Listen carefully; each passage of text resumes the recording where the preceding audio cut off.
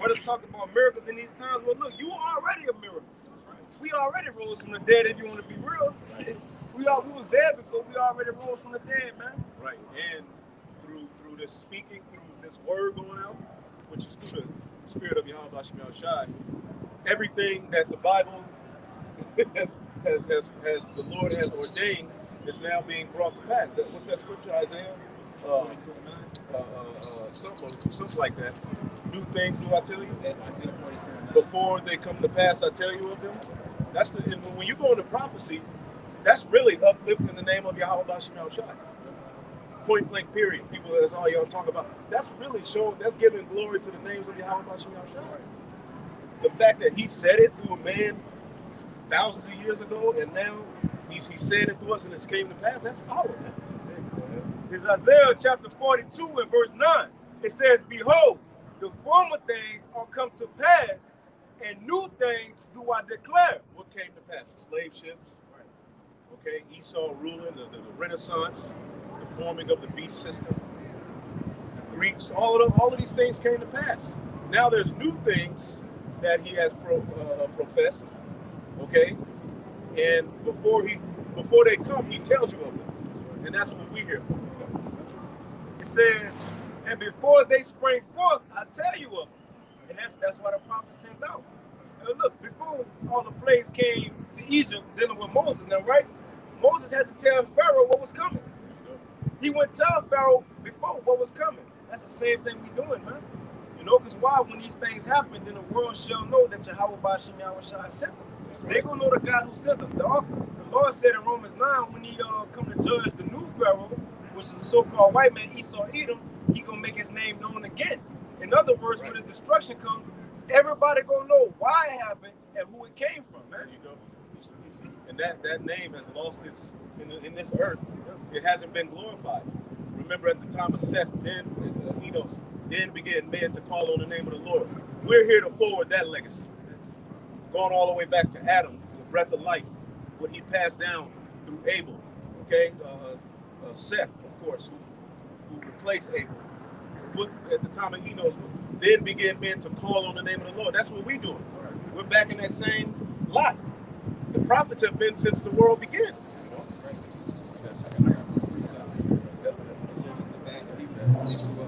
Second Ezra 15:1, it says, behold, speak thou in the ears of my people the words of prophecy, which I will put in thy mouth, said the Lord, and cause them to be written. That's what he did with Moses. Remember, Moses was like, I'm not really a good speaker. The Lord said, I will be your mouth. Right. Who made the mouth? Right. And a lot of Jake talking, but the main words that we're supposed to be speaking is prophecy, man. This is the message that we're supposed to be proclaiming. This is the banner that's supposed to be lifted up, right? It says, verse 2, and cause them to be written in paper, for they are faithful and true. And that backs up what Isaiah 55:11, the word of the Most High doesn't return void, meaning all of these prophecies are going to come to pass in their fullness in the Most High set will of time. You know? And it's only a few key prophecies left before all bets is off for the destruction of Great Babylon. Yep. And if you're in the spirit, you see it. Right. You see everything going digital. You don't think prophecy has anything to do with what the white man's doing right now that we can physically see? Right. That's going to affect our everyday life? But you still got niggas Christianity. That ain't speaking. You should be explaining that. Clearly, that's a big part of the new song. As we're talking about the prophets, what are they doing? They're singing a new song. That's right. And when you read that, it deals with the MOTB. So you can't just be a blanket statement, oh, it's Christianity, oh, it's sin, oh, it's white women, and then leave. You're supposed to talk about that often. It's a big one, according to biblical prophecy, man. Anyway. It says, verse 3, it says, fear not the imaginations against thee, let not the incredulity of them trouble thee that speak against thee. You gotta consider Noah. Now he was, 120-some years? Now, as he was building, there was people coming up like, damn, Noah, you've been saying this for 40 years. Or 70 years ago, you said the same thing. But look, he kept building on why? Because he wasn't tripping. And it's the thing, too. Noah was sure about what was coming from the Lord because he believed the Lord. Like it said in Hebrews 11, by faith. He says that he things not yet seen, What's some things not yet seen in this time? Missiles falling. We never really seen missiles falling. We never really seen Jacob's trouble just in full-blown famine in our time in America. The economy crashing. We haven't seen that. Chariots. But why do we believe in it? Two, one, because the Lord giving us signs as we go by. You know, the algorithm.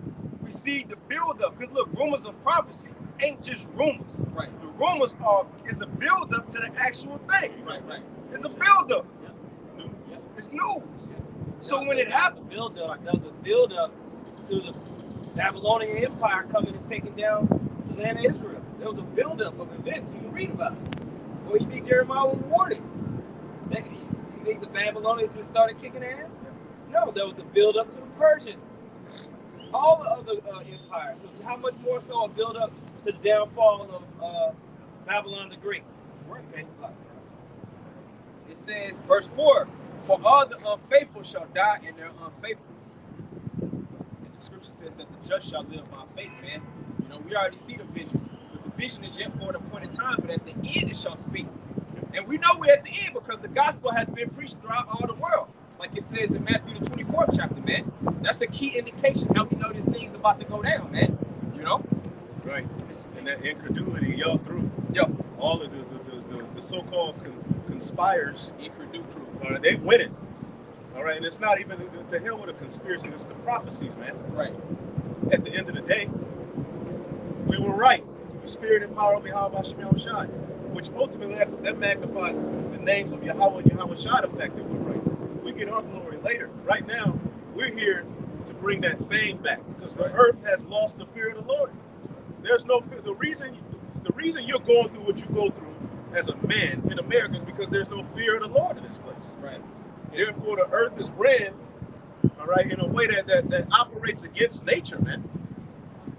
All right? So this devil is being exposed through this word, through the spirit and power of Yahweh Shemel Shai. Has Sirach 39:1, right? It reads, but he that giveth his mind to the law of the Most High and is occupied in the meditation thereof will seek out all the wisdom of all the ancient. And when you meditate on this word and you got to work, it becomes irritable to be in this world. Like, you're constantly thinking about the scriptures, but you constantly got to, dumb yourself down to partake in Babylon's system just to, you know? Yo, vex with the filthy conversation. Vex with the filthy conversation. Oh my God, did you take your shot? Get away from me, 6 feet. A big fat jelly roll eating nigga with a mask on. Yeah, now he's the standard of health. Yeah. Sucking the hot Cheeto sauce off his thumb. Yeah. Trying to tell you about a jab. Right. Or just people in general, man. They don't have fear of the Most High. People just walking around there. The people want you to fear the world. Right. More than the Most High. Right. You know? I refuse.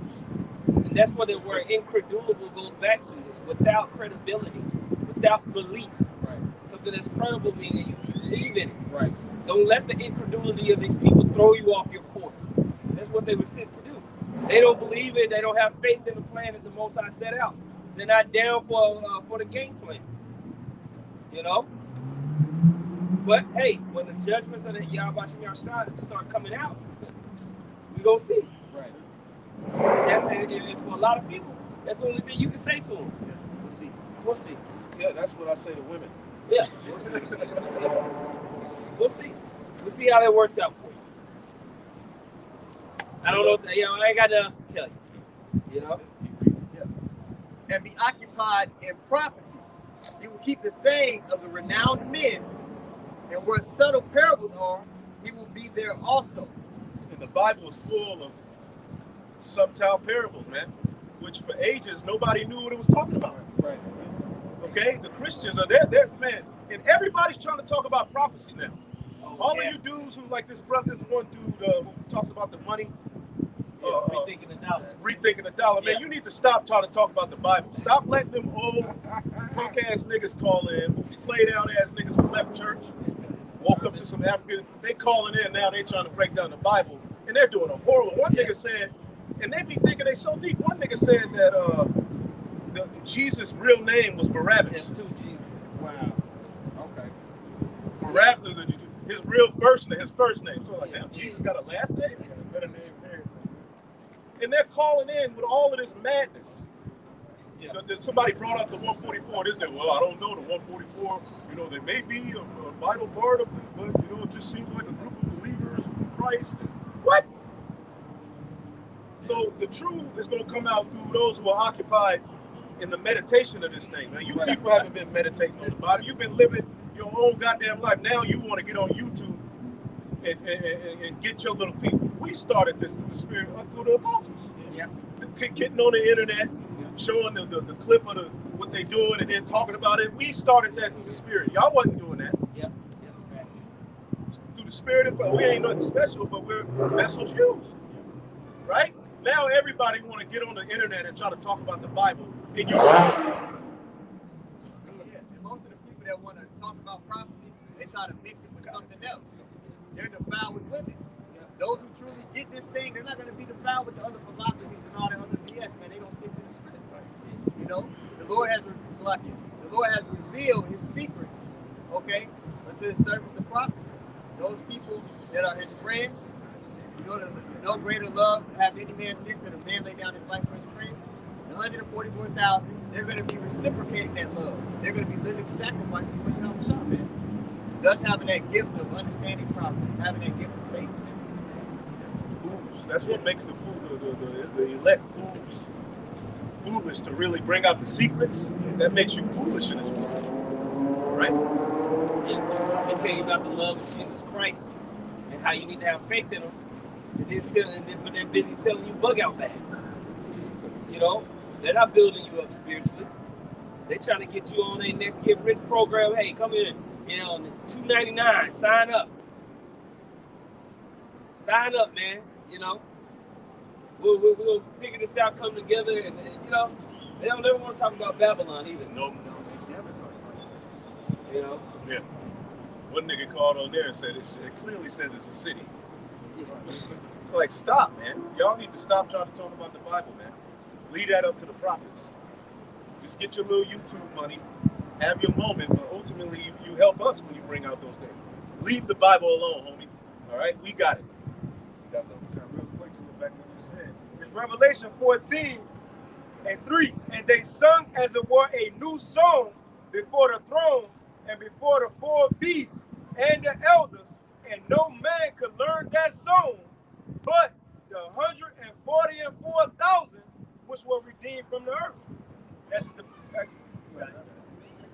Yeah, nobody can learn that song except the elect, man. So like the elders are going into, listening for those people that are in conjoint with the world, that are friends of the world, they're not going to be able to break down prophecy. When you're trying to figure out who the actual prophets are, who the Lord is using, there's certain boxes that they have to check. They're going to be speaking against the kingdom that they're dwelling in, because one, it's not the kingdom of heaven. They're oppressed. They're going to be oppressed. They're going to be signing and crying. They're going to be going into things like the MOTB. They're going to be letting you know, okay, when it says Babylon the Great here, it's talking about this place. They're going to be going into those details, man. Right. For anybody who believes in the Bible, you should be asking, like, what's the end all be all? Right. If there is a God, and why is the world like this? Like, this would need to be explained. Right. Everybody, look at this world, man. I mean, you got a judge that can't explain what a woman is. You have an agenda towards children to totally freak them out. There's GMOs in everything. Your students are the most stupid people on the planet. You're literally America's becoming the laughing stock of the whole entire planet, man. It's just corruption. It's horrible, man. Okay?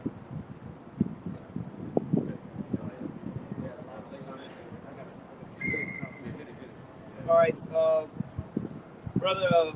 We got next. Mac put 2nd Ezra 8:50. For many great misery shall be done to them that in the latter time shall dwell in the world, because they have walked in great pride. And then the kingdom is within. Skip down to the 62nd. Miseries, and you see it. Niggas falling off a roller coaster ride. Oh yeah. I seen that shit. Okay, women just getting beaten by dogs. Like, this stuff is happening in this prophecy. And y'all say we're brutal, man. We can't be no more brutal than the Holy Scripture said. And it said that their children shall be dashed to pieces and their women ravished. That's in the book of Isaiah, the 13th chapter. That's happening worldwide, and it's only going to increase. Okay? That pride of life is going to be taken away here. Yeah. Because we're going to see famines, and it's going to start with because of how expensive the food is, not because there's necessarily a shortage of food. It's just going to be ridiculously over your budget to buy it. And then the need for a man in the house is going to become apparent. The need for this, the need for that, the need for protection. And that pride is going to be taken down, man. Because they want to say that we got the pride, that we're pride. When we're warning, through the spirit of Yahweh Shah. No, don't do that. Get in line. But you're not, taking the Most High's voice and saying, hey, be quiet, basically, is what they're telling us. That's right. Why are you so confident in what you're saying, basically? We're going to see that time, right? There's going to be a lot of misery. It says,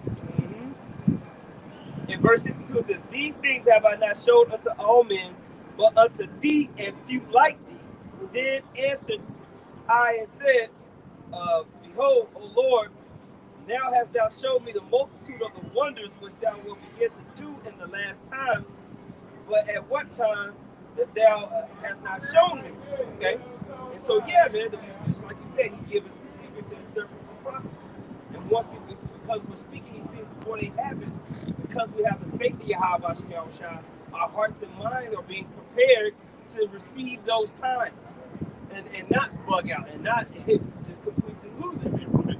That's right. Because if you don't believe in miracles, if you don't have the faith, what these people are coming with, your flesh is going to be, as soon as your flesh is tested, and that's the spirit of Esau. Esau, dumbass, couldn't even fast to receive the promise, to get the birthright. He said, to hell with this. Here, man, fuck that. Give me these lentils. And that's funny, the elite just told people to eat more lentils. Yeah. They mad, like it's y'all turn now. But ultimately, Esau, that was his spirit. You couldn't fast. You couldn't just wait for the food to get done. To the point where you gave away, you sold your soul. He's the original sellout. And that's the spirit on all of you people out here. The minute you feel doubt, you're gonna fold, man. And you're gonna bow to the image of Baal, man, openly. And you're gonna make a shame. All of you people who follow this devil, you're gonna make a shame of yourself. And you're already ashamed.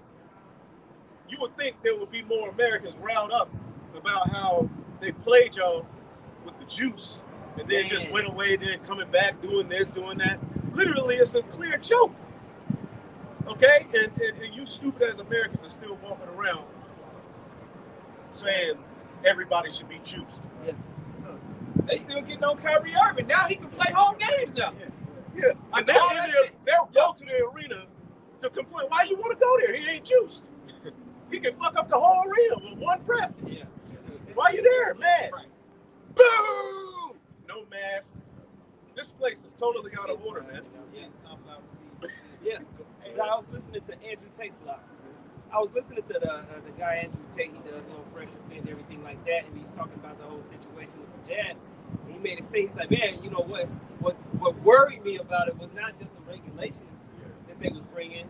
It was just how much the people just took it. He was like, nobody knows. He was like, I feel like I'm by myself. Like, we need to rebel. Like, what y'all doing? Y'all just gonna let nobody your children, and nobody everything. gonna have nobody gonna fight back. Here, everybody. How just the people just laid down, man. But we and sheep for the slaughter. Okay, that's why it's gonna be a thief in the night, because people are truly drunk of Babylonian philosophy and the ways of this world. That's why this is a nation full of addicts.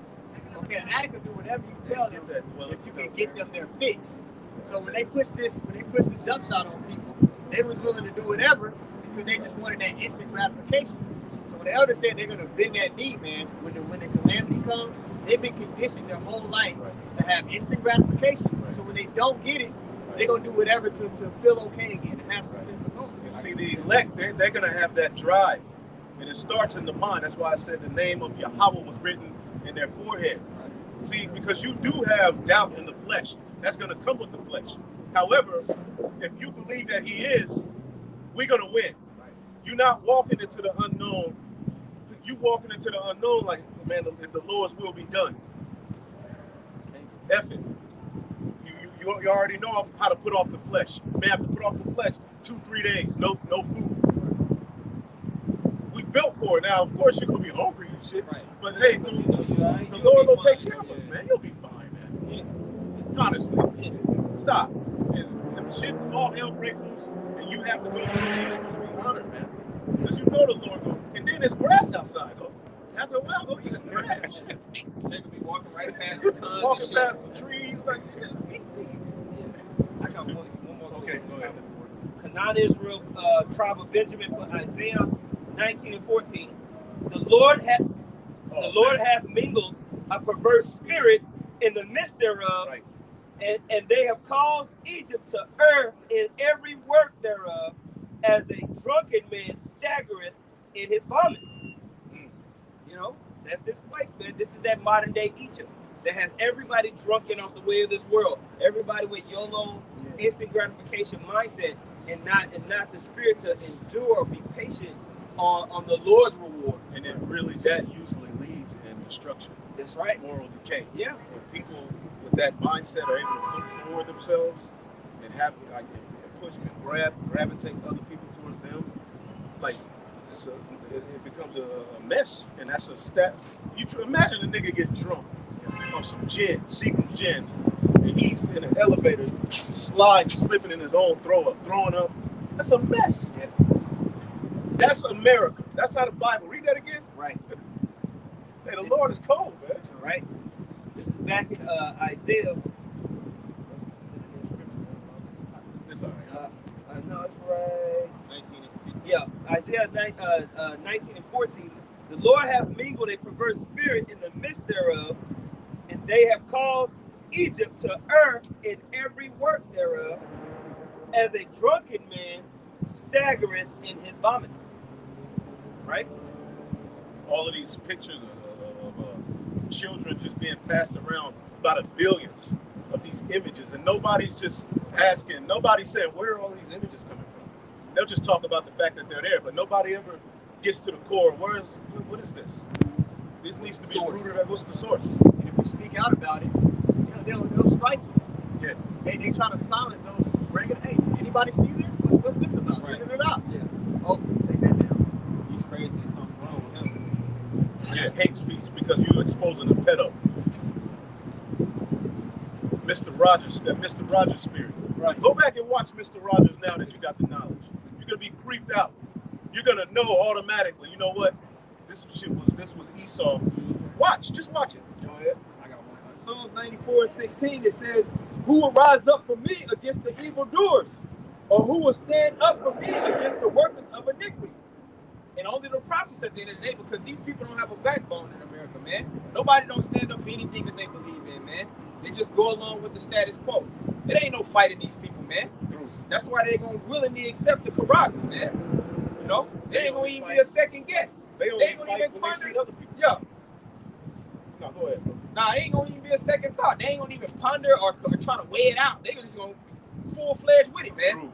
You know, 2 days without food, and they gonna be ready to take that Quran. You know. Yeah, that's what the scripture said, Jeremiah 51, flee out of the midst of Babylon and deliver every man his soul, man. We're supposed to be detaching on from this place before it goes down. And a good example of that is Lot's wife. Now the reason she looked back, it wasn't because she wanted to see the scenery, of Sodom and Gomorrah, the skyline of Sodom. No, that ain't why she looked back. Remember, Lot was wealthy, man. Lot and his family, they had a lot. His people was Abraham. Hey, that's the reason he even went to Sodom and Gomorrah, because it was just too much. We had to split. I got too many servants, you got too much capital. We just split. And now his wife, she didn't flee from the midst of Sodom and Gomorrah, and she ain't spiritually separated. Therefore, when it was time to get out and everything fell, she still had remembrance of that. She still had care for that. And that's why she looked back, and that caused her to what? Now she's still standing as a monument today. Yeah, she said, this is my home. Right. This is my place. This is where we built this. You got a lot of people with that mindset. They done stamped their flag in wherever they're from. You know what I mean? Whatever country you're from, whatever place or a city you're from, you really think that's the origin of who we are, what we got going on. So when this place is getting wiped out, you looking back. Well, what happened to Lot's wife? She let her possessions possess her. Yeah. Her sentiment over it. Right. Yeah. The longing to just stay where they was at. Yeah. So are you prepared to relinquish what you have in this world, or the sentimental value of what you think this is? Because this ain't living, this ain't life. Right. We always make the point. You never really tasted food here. Nope. You never really loved. You never really had no. You never really had a woman. You never really heard good music. You never really had sound sleep. Okay? You never really saw a blue sky. Right. It's all tainted. You should be thirsty to get out of here and flee out of this. And that's a mindset that you have to continuously stay in, man, because this flesh is calling out for abundance in the world right now. And so you have to separate that thought and that mindset. Right. Focus on what? The eternal. Right. New heavens. New heaven and new earth. Right. This is not the end all be all, man. You know, we're just pilgrims passing through. If, you know. And the scriptures also say what? You're supposed to build your riches in the kingdom of heaven. Okay? Where moths and rust do not corrupt. You know, paraphrase. This is a precept the brother brought out the other week. A pillar of salt is the legacy. Oh, I got it. Okay. Yeah. That was bad. We'll find out. Oh, Wisdom of Solomon 10 and 7. You got it right here? I thought it was Sirach. This is the book of Wisdom of Solomon, chapter 10 and verse 7. It says, of whose, I'm going to start at 6. Wisdom of Solomon 10 and 6. It says, when the ungodly perish, she delivered, and she is talking about wisdom. It says, when the ungodly perish, she delivered the righteous man who fled from the fire which fell down upon the 5 cities, of whose wickedness even to this day. Let's talk about Sodom and Gomorrah, because it was other cities too. Yeah, it was 5 cities. And I believe all of those cities, you know, what's that? Atlanta, San Francisco, you know what I'm saying? Vegas, I heard too. Vegas, yeah. Those type of places, probably those 5 cities. You know, back. God. All right, go ahead. Miami, thanks. Wisdom of Solomon 10 and 7. New Orleans, man. Go to Bourbon Street. Goodness, you walking in the Sodom and Gomorrah. It says, of whose wickedness, even to this day, the wasteland smoker is a testimony, and plants bearing fruit that never came to ripeness. Right now, is Sodom and Gomorrah literally burning? Like, but the memory, okay? The memory of it, it lives unto this day as an example of what's going to happen to Babylon the Great. For what? Disobedience, freakism. Okay, go ahead. Go. It says, and plants bearing fruit that never came to ripeness, and it's the point, and a standing pillar of salt is a monument of an unbelieving soul. Woo! Yeah, man. Pillar of salt is a monument of an unbelieving soul, man. A memory to what the incredulity will lead you to what? A pillar of salt. Okay? So those who are not down for the crown, you know, we'll see. Right. We gonna see, man, how that works out for you, because you really think you have something in this world to fight for, hold on to, and look back towards. I'm standing, you know, for this or that. You think you got it? Pillar of salt. Right. Let there be a monument to you. Right. Okay? Even Moses was a good example because he was in a physical Egypt. We're in a spiritual Egypt. Now Moses had it way better than we got it now. You know, we just getting by. But the point is, in order for you to truly let go of America and what's here to offer, you got to really believe in what's to come. You got to believe in the blessings of your house that your house shall go bring. You got to believe in those miracles, because without, you can't let go. And if I can get this real quick, for Moses as an example, this Hebrews 11 and 24. It says by faith, and that's the thing, faith. Hebrews 11 said it's the substance of things hoped for, the evidence of things not seen. We ain't literally see the streets paved with gold yet, an amethyst castle. I can't tell you how our crown's gonna look, you know? I can't tell you how the new body's gonna look, but I believe it's gonna come. See it. I see it. Nobody should be able to tell us that America not gonna be destroyed. Right. We know that. Right. We know that. It's going to be to a point where we believe so much we know it. Right. You can't tell me that the Israelites not about to rule. Right. Ain't waking up. Come on. You can't tell me that Esau ain't the so-called white man. Right. It's true. We know it to be true, right? The point is we believe in these things. So it says by faith, Moses, when he was come to years, refused to be called the son of Pharaoh's daughter, choosing rather to suffer affliction with the people of the Most High than to enjoy the pleasures of sin for a season. Yeah, because he would have been balling. He would have married in, chilled, sold out. He would have had a great life. Great position. With that sin for a season, because what would have been the legacy of Moses? Been a whole ass nigga legacy. He was high level in the Egyptian That's empire. right. Even there. That's right. So he chose to separate from the known empire at that time that was ruling everything in that whole region, and fight for his people to receive that promise. And he didn't have just a $22 an hour job. Right. Moses was winning. Right. On a whole other level. Jacob give up their whole soul for $22 an hour. Man, Right. fuck that, man.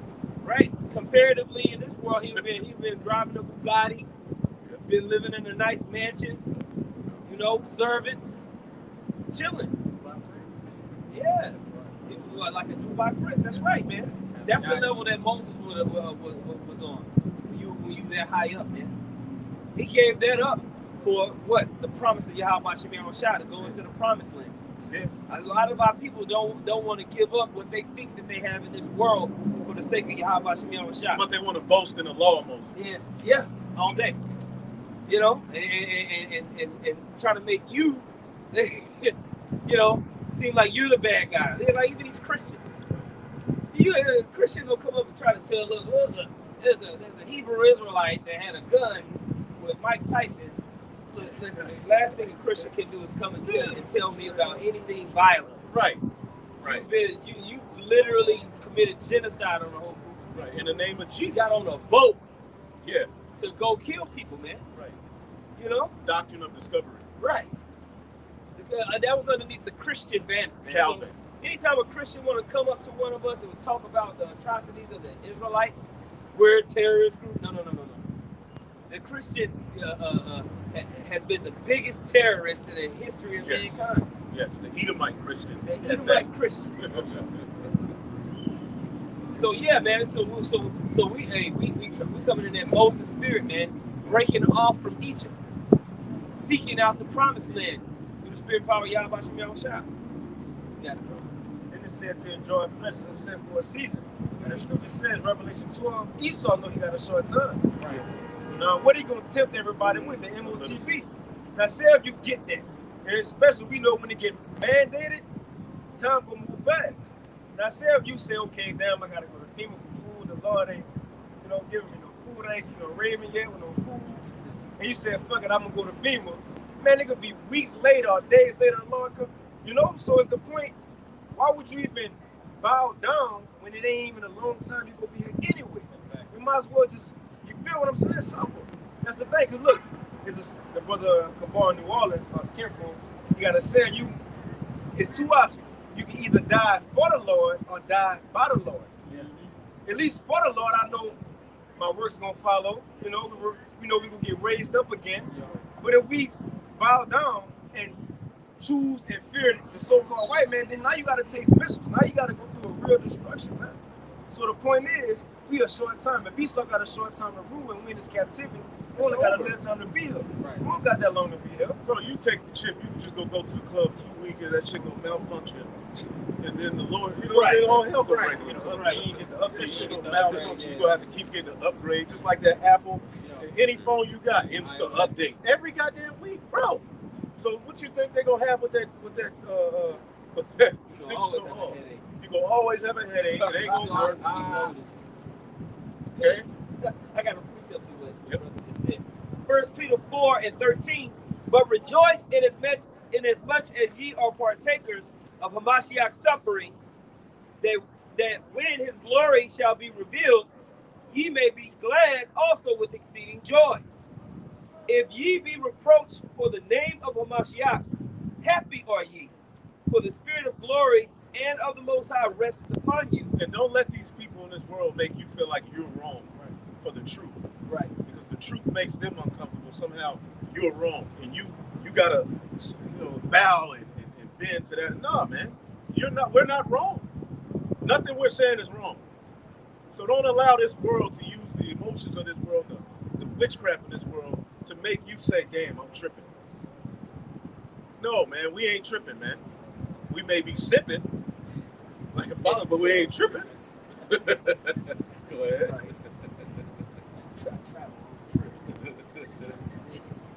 Back it says, for the spirit of glory and of the Most High resteth upon you. On their part, he is evil spoken of, but on your part, he is glorified. But let none of you suffer as a murderer, or as a thief, or as an evildoer, or as a busybody in other men's matters. And that's why you see all of these judgments going out in the earth. Because of people that live by that behavior. And it's coming to Israel too. Even brothers in GMS, we ain't exempt. If the Lord is getting ready to deal, so we should be, the last thing we should be doing is bullshit and not fear. We know the truth. Right. Go ahead. Yet if any man suffer as a Christian, let him not be ashamed. Right, and who are the Christians? The Israelites, man. The followers of Yahweh Shai. That's right. They're calling us that now. Literally, there's other Israelites that say, oh, y'all are Christians. Like, they literally say that. That's what was happening back then. They were Right. Go ahead. But let him glorify the Most High on this behalf. For the time is come that judgment must begin at the house of the Most High. And if it first begin at us, what shall the end be of them that obey not the gospel of the Most High? Right. And if the righteous scarcely be saved, where shall the ungodly and the sinner appear? Okay, so it's going to be a bad look, like when we read the second Ezra, all these scriptures, man. That pillar of salt, that memorial for disbelief. All right, it's going to be real bad for all the people that's talking up against the men of the Lord. They didn't want to take heed to the warning. Because it wasn't nice enough, it wasn't gentle or soft enough for you. You don't like it. That's not what you grew up with. Yeah. You know. Like the Lord got to get on your level. But it's got to be agreeable to you first before you can get with it. Most High ain't waiting on your ass to get with it. Okay, you get on His program. All right, and that program is coming through the men of the Lord. It's as ugly and regular as they might seem. Yahweh Shai is using the men of the Lord to come out and promote His word, and publish His word, and publish His intention, and get things set in order, and get the mindset in order of moving on into the next phase. Because we get in times into heavier prophecies. Okay, we went through the process of men being raised up through the Spirit. Now they've gathered all the nations. Now they're already pushing to you these digital systems that brothers have been preaching about for decades, especially the last 15 years, 10 years. All right. War going on with the bear, Russia, as prophesied. And it's only escalating. It's only escalating. And there's a very, very hardcore hatred. Hard mindset towards America. Yeah. Nations in the past that wouldn't have really spewing. been coming on in America. South Africa cursing out America. Elam is cursing out America. North Korea is cursing out America. 70s, 80s, 90s, you would have never seen these particular countries cursing out America. Yeah. But now it's becoming the common theme in the earth. Why? Because he's becoming despised among the heathen. And which is the book of Obadiah talks about that. Right. Second Ezra chapter 2, verse 14. For the earth shall be filled with the knowledge of the glory of the Lord as the waters cover the sea. And that starts here with us raising up in these latter days. That's right. You have one guy ask, well, when does it say we're going to teach the heathen our laws? Well, duh. That's what's in the scriptures. That's the scriptures. That's what we're going to do. The earth is literally going to be filled with the knowledge, wisdom, and understanding of Yahweh Bashim Yahshai worldwide. Yeah. That's the end goal. Yeah. Every knee shall bow. What does that mean? Yeah. We're going to let Moab still eat sell Chinese food saying it's chicken, but it's really rat. No, that won't happen. What you think the Queen of Sheba came for? To King Solomon. Right. She came to get the breakdown, so she could take it back and implement. Implement it, right? Okay. Right. So how much more so in the kingdom? Right. Kingdom. Right. The scripture say we're gonna teach them. Oh yeah. All right. And if they don't want to be taught, they're gonna be slain before. Yeah. They're gonna be. Like it says in Luke, all those that would not serve me, Yeah. bring hither and slay them before me. Yeah, man. They're gonna be judged. We're gonna be able to put famines in their land. Drought, That's no scripture. rain. It says if they don't come up to the Feast of Tabernacles, there ain't no rain. No rain. Right. Because literally, we're going to be gods on the earth. Do you realize what that means? The power you're going to have, that power you had with him in the beginning, under Yahweh Shakra, you're going to have that on earth. Yeah. You know? Yeah. So you're going to be able to make as scriptures say that they cause plagues to come on the earth as often as they would like. That's in Revelation 11. Yeah. You know? Man, there's a clip in the movie The Watchmen of one of the most powerful creatures. Dr. Manhattan they was utilizing him in what I think it was World War II, or it might have been the War of Vietnam. It might have been Vietnam War. It was the Vietnam War, right? So he pulls up on the Viet Cong, and the first horror, what is he just smashing? He's waving his hand and they all explode. And then what did the rest of them do? They all just got on one knee and bowed immediately. They all just What are you gonna do? you know, but when they realized his power, they were like, hell no. He dismantled the tank by the wave of his hand. That's right. So they just bowed down to him, man. What do you think when we coming back with the glory of Yahweh Hashem Yahushua on us, that first wave of people we completely annihilate? When you read there, there was the second Ezra, how they try to go up against the Holy Host, and they just get crushed. What do you think these other nations gonna do? They're gonna bow, man. Every knee shall bow. They're gonna bow. I got a quick one for you. 2 Samuel 22 and 45. Strangers shall submit themselves unto me. As soon as they hear, they shall be obedient unto me. As soon as they hear, when they know King David was pulling up, when they know the men of the Lord pull up, as soon as they hear, they gonna bow down, man. It's called dominion. It's like our people are afraid of that. They're afraid of greatness. Yeah.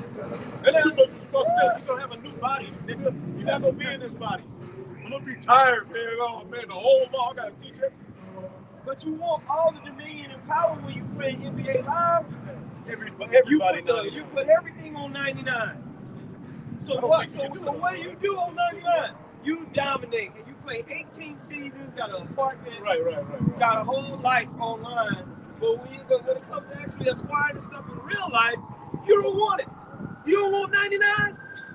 What's wrong with you, man? Crazy. You know? Yeah, he wants the heathen to be equal. Yeah, he wants, yeah. What? Yeah. The other teams ain't equal with you on NBA Live? Yeah. You got a center running 99 speed, Yeah. shooting threes, Yeah. nigga dribbling, you know what I'm saying? 7'9", pop, nigga dunking. Yeah. But then when it comes to the spiritual aspect, that's too much. Yeah. You gotta love. You gotta love. You don't love everybody on the NBA Live, right? You know what I'm saying? Shit on the head. They don't know how to kick. Like, these niggas too good. Yeah. Well, how about being undefeated through the spirit of Yahweh Hashem Yahushua, man? Ain't you tired of this shit, man? Ain't you tired of going to work and having to put up with the BS, man? Scared to ask off? Yeah, I own the business for about 7 months. I don't know if I can ask off. Sorry, Salaki, I'm like, I have to come next week. How many camps you gonna miss, man? You know, that's just one example, man. Woman talking to you all crazy. You know? Every aspect of your life is some bullshit, man. Everything. Waiter don't come back, don't bring no water. Waiting and shit. Can't say nothing because you scared. Like, they may lick my steak. Yeah, we're getting my food. It's time to go get on the 99, man. Yeah.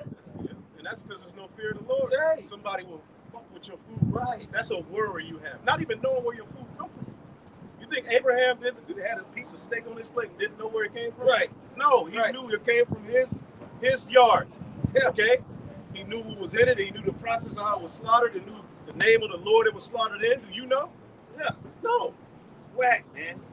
You go. Like, I was talking to the apostle. He was talking about he went somewhere, buy something. Maybe the AutoZone or something like that. He said he's talking to one clerk about what he needs, and then a Mo comes up. I heard you had needed this, and he's looking at you. Get out of here, man. You know how possible car is, man. You know, but the fact you got to deal with that, man.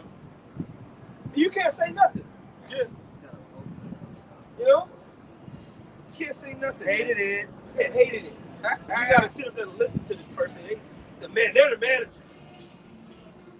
Damn manager is a Mo. You got to deal with the manager. You know? Rock it, man. Hey, next from day to day with the filthy conversation, that's a part of pursuing righteousness. To pursue righteousness is to hate wickedness. So the spirit that comes on you is like, what the fuck? You're just like looking at everything every day like, shit. Especially if you're an Israelite man. Yeah. I mean, that spirit is judges, though. Yeah. You know?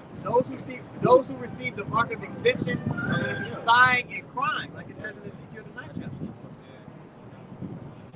That's right.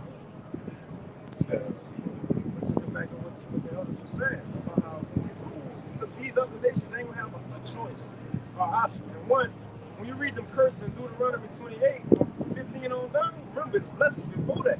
Right. And when we get changed, those blessings will come in, and this is one of the blessings. It's Deuteronomy 28, and I'm going to start at 9. The point is in 10.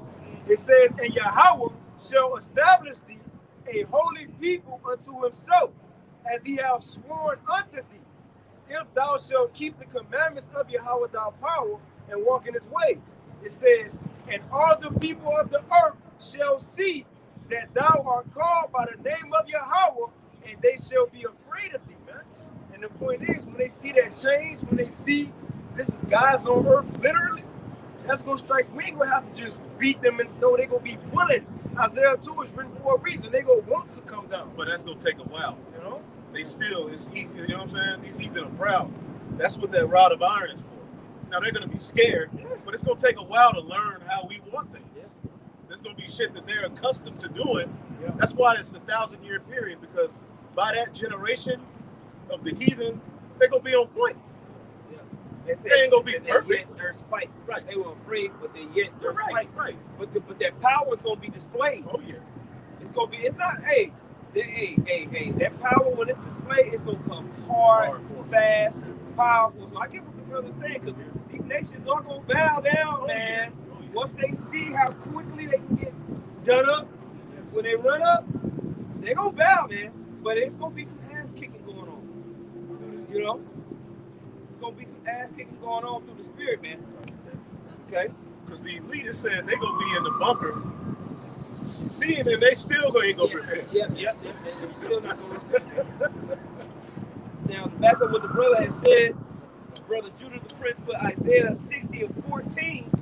The sons also of them that afflicted thee shall come bending unto thee, and all they that despise thee shall bow themselves down at the soles of thy feet. And they shall call thee the city of the Lord, the Zion of the Holy One of Israel.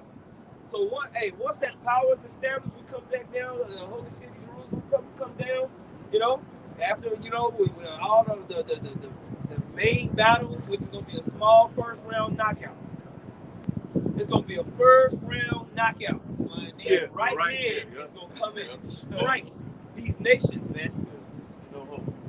And so there's going to be like the elder said, a 1,000-year period of them being put under new management. Right. All right. No, you move here, move. That's not your border. Right. Yeah, y'all don't even belong here. You know what? Get out of here. Get out of here. These animals don't believe you. Yeah. Man. Get rid of all of that. Burn that. Build this. You shut the fuck up. Right. Okay. Yep. No, right. These different regions. You got to think. The earth is going to be in disarray from that destruction. Right. So it's going to take a, you know what I'm saying? But we're going to have the power to literally be in that and be straight with the new bodies. But the earth is going to take, who knows how long we're going to be up there. Then we come down, you got to think places like Europe, Greece, you know, these different places. We're going to, we're going to inhabit it. Yeah. It's the earth, man. Yep. Yeah. That's why I look at, you know, different places. Netherlands. Yep. Africa. Yep. Africa's beautiful. Yep. We're gonna gonna rule over the whole earth under Yahweh Shai. You're gonna have to have it on 4K. So you can put your mind in different region. You can look at it. I would do this. I would have this there. Because it's supposed to be the headquarters. Yeah. It's supposed to be the headquarters of the whole earth, which was the inheritance. The whole earth is the inheritance of the Israel. Not just one part. Yeah. So when we get the heathen to be in order, it's because we're allowed to do this. Because we gave the order. You can do this. You can't do that. That's it. That's right. You know, that's our rulership. That's right, man. And this should get you excited. That's right. It should get you anxious to get out of this position. The more you learn about the scriptures and what the nation of Israel is supposed to be and our relationship with Yahweh Hashem Yahushua is supposed to be, this way it irks you, man. Right. That's right. Like the apostle would say, you feel icky. You feel like, ugh. Stuff you just feel icky and the stuff you have to look and deal with. Like the Elder Yashawama, there's certain smells, man. If he smell it, it's just like he get mad. You know what I'm saying? Man, I always remember that because that was kind of a righteous thing. And, you know, when I see that, you know, you don't think about it until you see. You're like, you know what? That's upright. You know, like, ugh, I'm smelling shit. When the Lord said that, these are stinking my nose. Yeah. Right, You know? You don't like that. You don't like that incense. smell of it. Yeah. Right. Cheap Exactly. cologne. He'll tell you about yourself. What you got on? I can get you some better. Yeah. I gotta do something. Psalms 2:8, it says, "Ask of me, and I shall give thee the heathen for thine inheritance, and the uttermost parts of the earth for thy possession." Yeah. Just backing up what you was kind of saying too. You know what I'm saying? We're gonna have the heathen as an inheritance, man. You know? Yeah. Jake ain't asking. Ownership, and they did it to us. Possession. Yeah. Yeah. Right now, you are possessed through a birth certificate, a social Exactly. security, and you are possession Yes. of the elite. Yeah. You know what I'm saying? Right. Yep. But then when we say in righteousness we're going to do that, we ain't going to need no damn birth certificates and social security cards and all of that. Right. You know what I'm saying? But we're going to inherit the heathen. That's right. We're gonna own them. That's ownership. You know? But the beauty of it is we're not going to teach them to be wicked. Right. Yeah. Right. Look what Esau taught us. What has he possessed? God damn. Hoghead cheese? Yeah. Right. Yeah. So-called Negro, Latino, and Native American are at the height of being homos. It's on a whole nother level. It's ridiculous. Okay? We need out. Yep. And then they'll sleep with the woman. The new thing is the women now, they'll sleep with their gay friends. Yeah.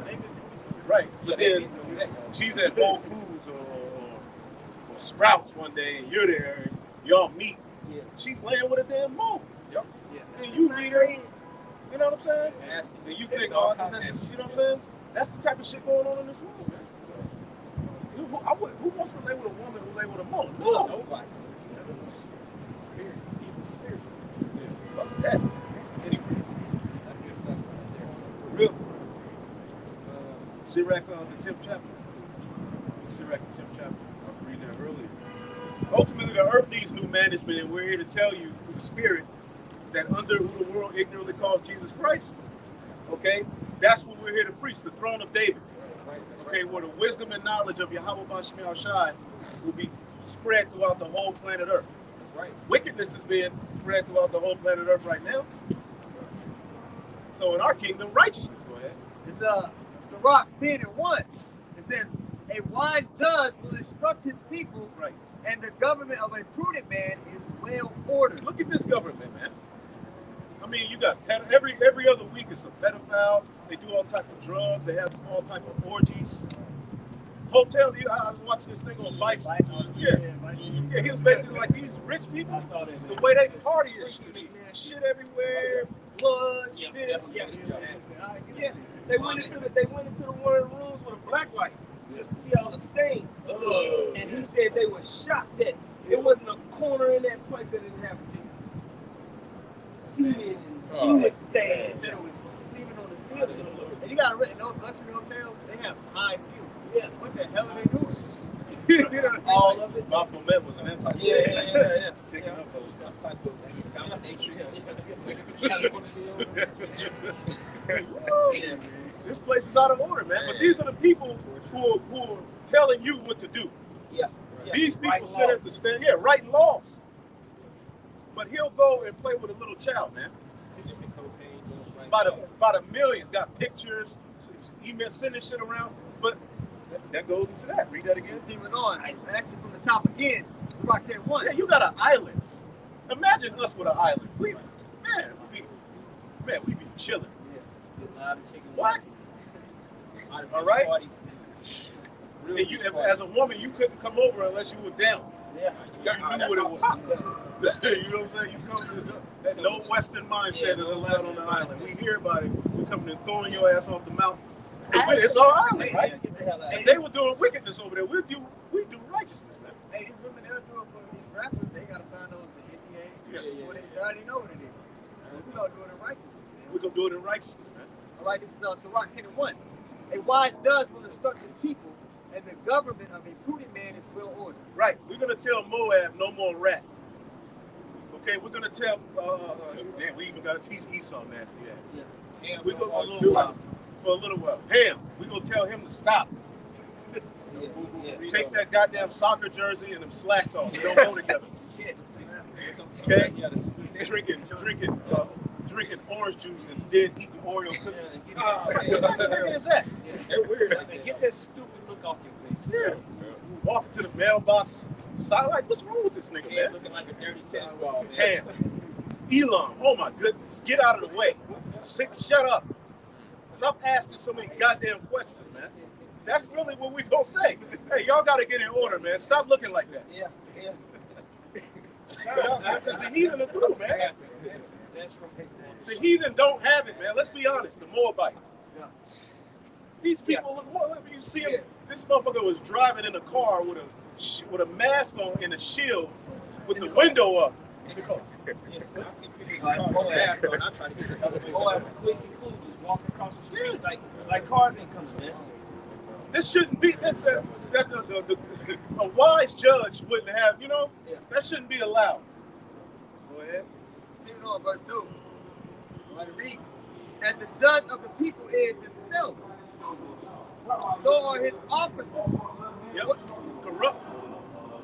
Every sect of society where people's lives are controlled or people are so-called being taught it's compromised. It's wicked.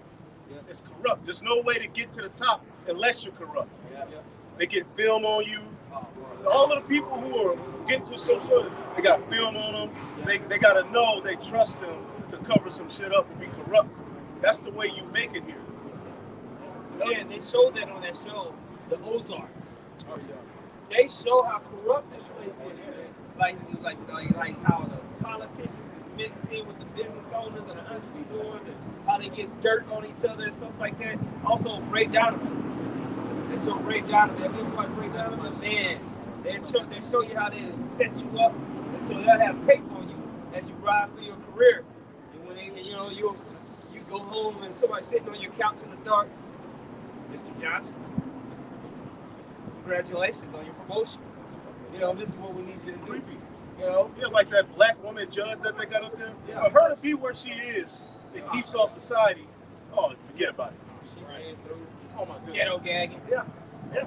They'll set you up, man. They'll drug you, do some stuff to you, man, film it, and email it to you. Yeah. Anytime you get online, this is going to hit the news, man. No Jake has reached the level of being an icon in this society without doing things Bro, wrong. you have to sell out. Right. But you have something real quick. Back up that. This the book of Psalms, chapter 12, and verse 8. It says, the wicked walk on every side when the vilest men are exalted. That's the back of that. The vilest man is exalted, the so-called white man. And that's why the people are acting just like the king, Bob. Following his ways, doing what he do. Why? Because again, the vilest man is exalted, so the people will be just like him. Verse 2. As the judge of the people is himself, so are his officers. And what manner of man the ruler of a city is, such are all they that dwell therein. So everybody you see, like Jake is literally a walking representation of Esau. Right. When they shooting each other, and that's really Esau. Drug selling, that's Esau. The so-called white woman is a complete whore. Oh yeah. So the nigga woman mimics that. Okay? All women, they love the white one. They're all up into being the white woman. But then the white woman tries to be them. Right. Bigger lips, bigger like, what are you doing? You have the darkest woman with the blonde hair and the reddest lipstick you can find. Looking ridiculous, man. You said it, righteous is more excellent than his name. Man, Wicked seducing. They mimicking each other. It's like a filthy serpent. Right. But that's Esau's creation at the end of the day. So as is the ruler, so all the people. So in the kingdom, the Elamites are going to have to mimic us. All of the heathen, they're going to have to mimic what we doing. Okay? And they're going to, but at the end of the day, everybody wins that way. You know what though? But you never win like Israel. No. In that situation, hey, if you look at it in that situation, they're gonna know everything that we saying is coming from the heavens. In this situation, Esau put on the suit, he said he got them thing. They are articulated, ready to hear everything, man. Arka's gotta sit on and he speak like this, even though he's the nastiest person. Right, on because earth. he's rich. Because he's He's rich. rich, right. He can go from being a damn computer guy to a damn doctor. Yeah. Right. Because he's rich, he's credible. Right, exactly. No, he still got some more to do. Wisdom of Solomon 6:24, it says, "But the multitude of the wise is the welfare of the world, and a wise king is the upholding of the people." So through wise rulership, that's going to be the welfare of the entire world, man. Right. Righteous government, right? True leadership, man. All built upon righteousness, man. That's great. I can't wait. Right. Huge difference from this. I'm ready to kick this. I'm ready I'm ready to judge too. But more so when the whole earth is filled full of the wisdom of God. Man, could you imagine that? Man. That's why we look to new heavens wherein righteousness dwelleth. Scripture said in Isaiah 9, I believe, when Yahweh shall come, he will establish the throne of David with justice and judgment. Right? That's all what's going to happen. That's right. Keep going. Continue on. Verse 3. Y'all can see what we see behind this camera, man. But in the kingdom, you ain't no animals shit on the side where somebody can walk. You know what I'm saying? That's gonna all be separate. They picked it up because Edomites, they'll they all go and they'll just leave. Yep. Looks around. Walk on. Esau is the worst, man, and they've been able to really put themselves out there as the eagle, the highest flying bird. They really act like they're the highest. They got the highest IQ. Esau, man, now that we know that he's overrated. He's vastly overrated, man. He ain't all that, man. Very dirty and nasty. Man, I was walking up, man. There was two Edomites sitting at a restaurant. Dudes, I guess they, chilling out. Just gonna get a beer, man. And they're sitting there. Both of them are picking their noses like they're both just sitting there picking their noses. Both of them just sitting there picking their noses together and looking at it like, I was just like, y'all playing this shit? Like, what's wrong with y'all? Yeah, let's meet up. These dirty motherfuckers, man. Y'all think this is on these? Like, get a napkin. Like, sitting there literally just. They always want to shake hands and stuff too. That's why Edomites are dying. You gotta give them the elbow, man. I got you. All right, verse 3. Dirty Edomites. An unwise king destroyeth his people. You poison the air, you poison the water, everything. Right, damn, wouldn't you want your slave to be healthy? Like, God damn, bro, the stuff that's in our food, and Americans are sitting here cursing out Russia. Russia don't have all them GMOs and shit in their food. Yeah. If you get some ketchup in Russia, then you look at the ingredients, it's vastly different than the ingredients that you'll see here in Babylon. A lot of that shit ain't allowed. The list is a lot shorter on the back of the Right, all these goddamn long ass names you can't pronounce. So what has Putin did to a nigga in America? For them to now be hard mad at him. Yeah. Now all of a sudden Jake loves Ukraine. Niggas still in LA banging over a flag. While you over here, your gas high, your food is high, you've been lied to. Yeah. You force some goddamn, you don't know what the hell it is down in you. And now told your ass to drive back to work with the high gas. Go get yelled at by a woman. And now another, I'll let you know when you can go on your break. Yeah, I'll let you know. Yeah, this is your Get break. back to me. Right. 15-minute break. You and Shalom, you in the car. Shalom. Giving all praise to how much you're going to try. You know, 50, you try to cram what you had on your mind, cram it quick. Go ahead. Verse 3. An unwise king destroyeth his people, but through the prudence of them which are in authority, the city shall be inhabited. True prudence. Let's look at the word prudence. If I look at that word prudence. I mean, man, the soil, everything is out of order, man. On levels you wouldn't even believe. They spray barium, aluminum, which when you look it up on the chart, it spells Baal. It's literally Baal is in the air, man. Everything is just like to throw you off. It's like it's attacking you. Right. Like this whole system attacks you. The fact that we're still here is a miracle, man. Not to separate you from the Father. Right. Like I said, the fact that the Lord put the Spirit on us to understand this thing, to be out here, they're looking at us like, ain't no fucking way. Ain't no way. That's Jacob's hand on the hill. Go ahead. This is the feminine form is a prudence, H6195, Irama, or Irama. It says shrewdness, craftiness, prudence. Now, when you go to the root of that, Iram, You can be crafty and righteous. that's right, absolutely. Absolutely. It says subtlety, shrewdness, craftiness. Okay? Meaning you understand what your decisions are going to produce. Right. All right? You prove it. You're looking into what are you going to do and the consequences or the different ways it can go. You have it? He got over that amount of time. It's from the etymology online dictionary. It says prudence. Mid 14th century, it says intelligence, discretion, or foresight. Discretion, meaning to discern, to judge. Go ahead. It says practical wisdom to see what is suitable or profitable. Right, practical wisdom. To be practical meaning you actually applying what you know. Yeah. All right? So someone who's thinking practically, you mean you take pieces of information and you lay it out. You have to practically apply the knowledge, wisdom, and understanding of the scriptures, man. All right? You have to put it in practice, right? So how do you do that? How do you do that? Well, you get better at that by what? Being tried out, experience. Experience works out what? Your level of prudence, your intelligence. And what was the other one? Your foresight. Meaning because you've been through some things, you understand, okay, if I do that, this is going to happen. You already calculate your steps. That's right. That's why you can tell your children, hey, don't do that. Because you know what the outcome is going to be. Right?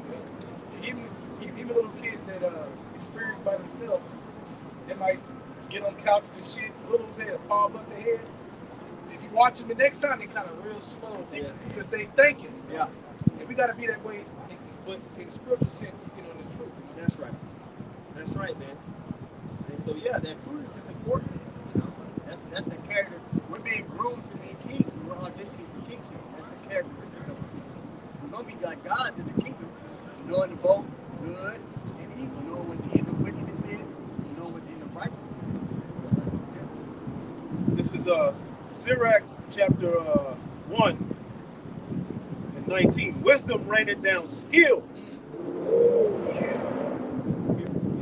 We're going to skillfully rule the earth under Yahweh. Okay? And knowledge of understanding, and exalted them to honor that hold her fast. And wisdom is a real spirit, man, coming from the throne. I mean, think about that. The Lord has to send this spirit down in our mind. That's why I said wisdom meet you in your thoughts. Okay? If you wait for you at your door, if you wait for the door, it'll be there.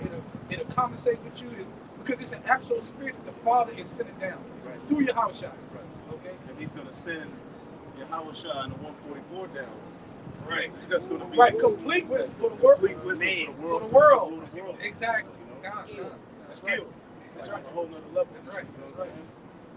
It says, the root of wisdom is to fear the Lord, and the branches thereof are long life. And Yeah, and that's why our kingdom is going to be everlasting. Right. You know, when the fear of the Lord is near, everything's good. that's right. Stuff is clean, smells good. You know, no pedophiles, because the heathen, you got to think, they're still going to deal with the flesh. Right. Now, if we're priests, who are we going to minister to? Who are we going to teach? Right. We're going to have it in our inward parts. Right. The heathen or not. Right. You know? Right. Because what is the duty of a priest? To teach the people. It was Israel, okay?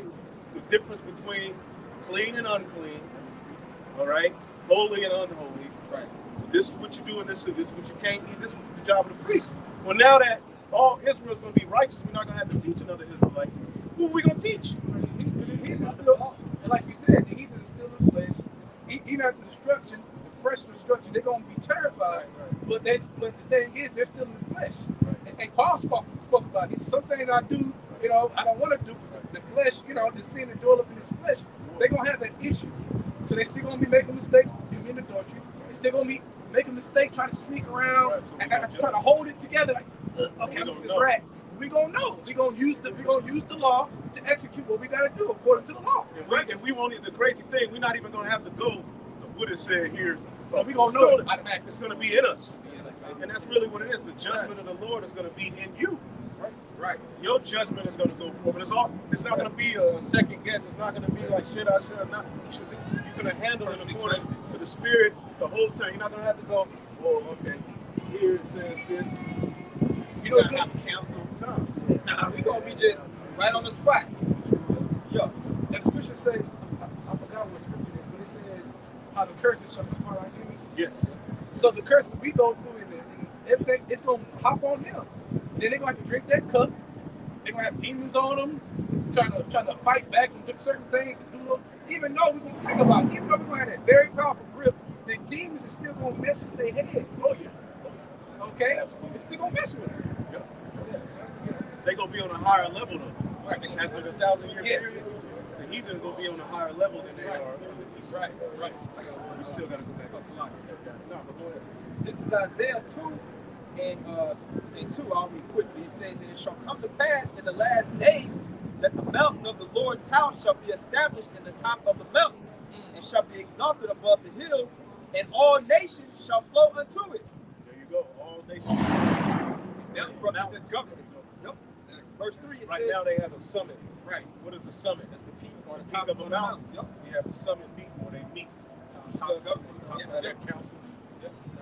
Government.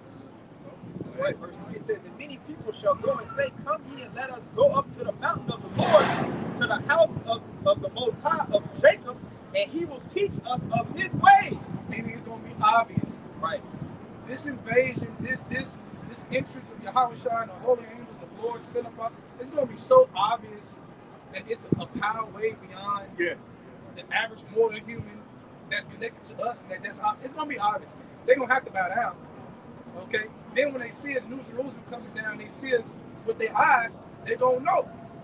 Okay? Just like when you read, when the angels appeared, okay, we bowed, and our people bowed down, they knew there was something in front of them that was beyond. They knew they came from up there. They knew they were God.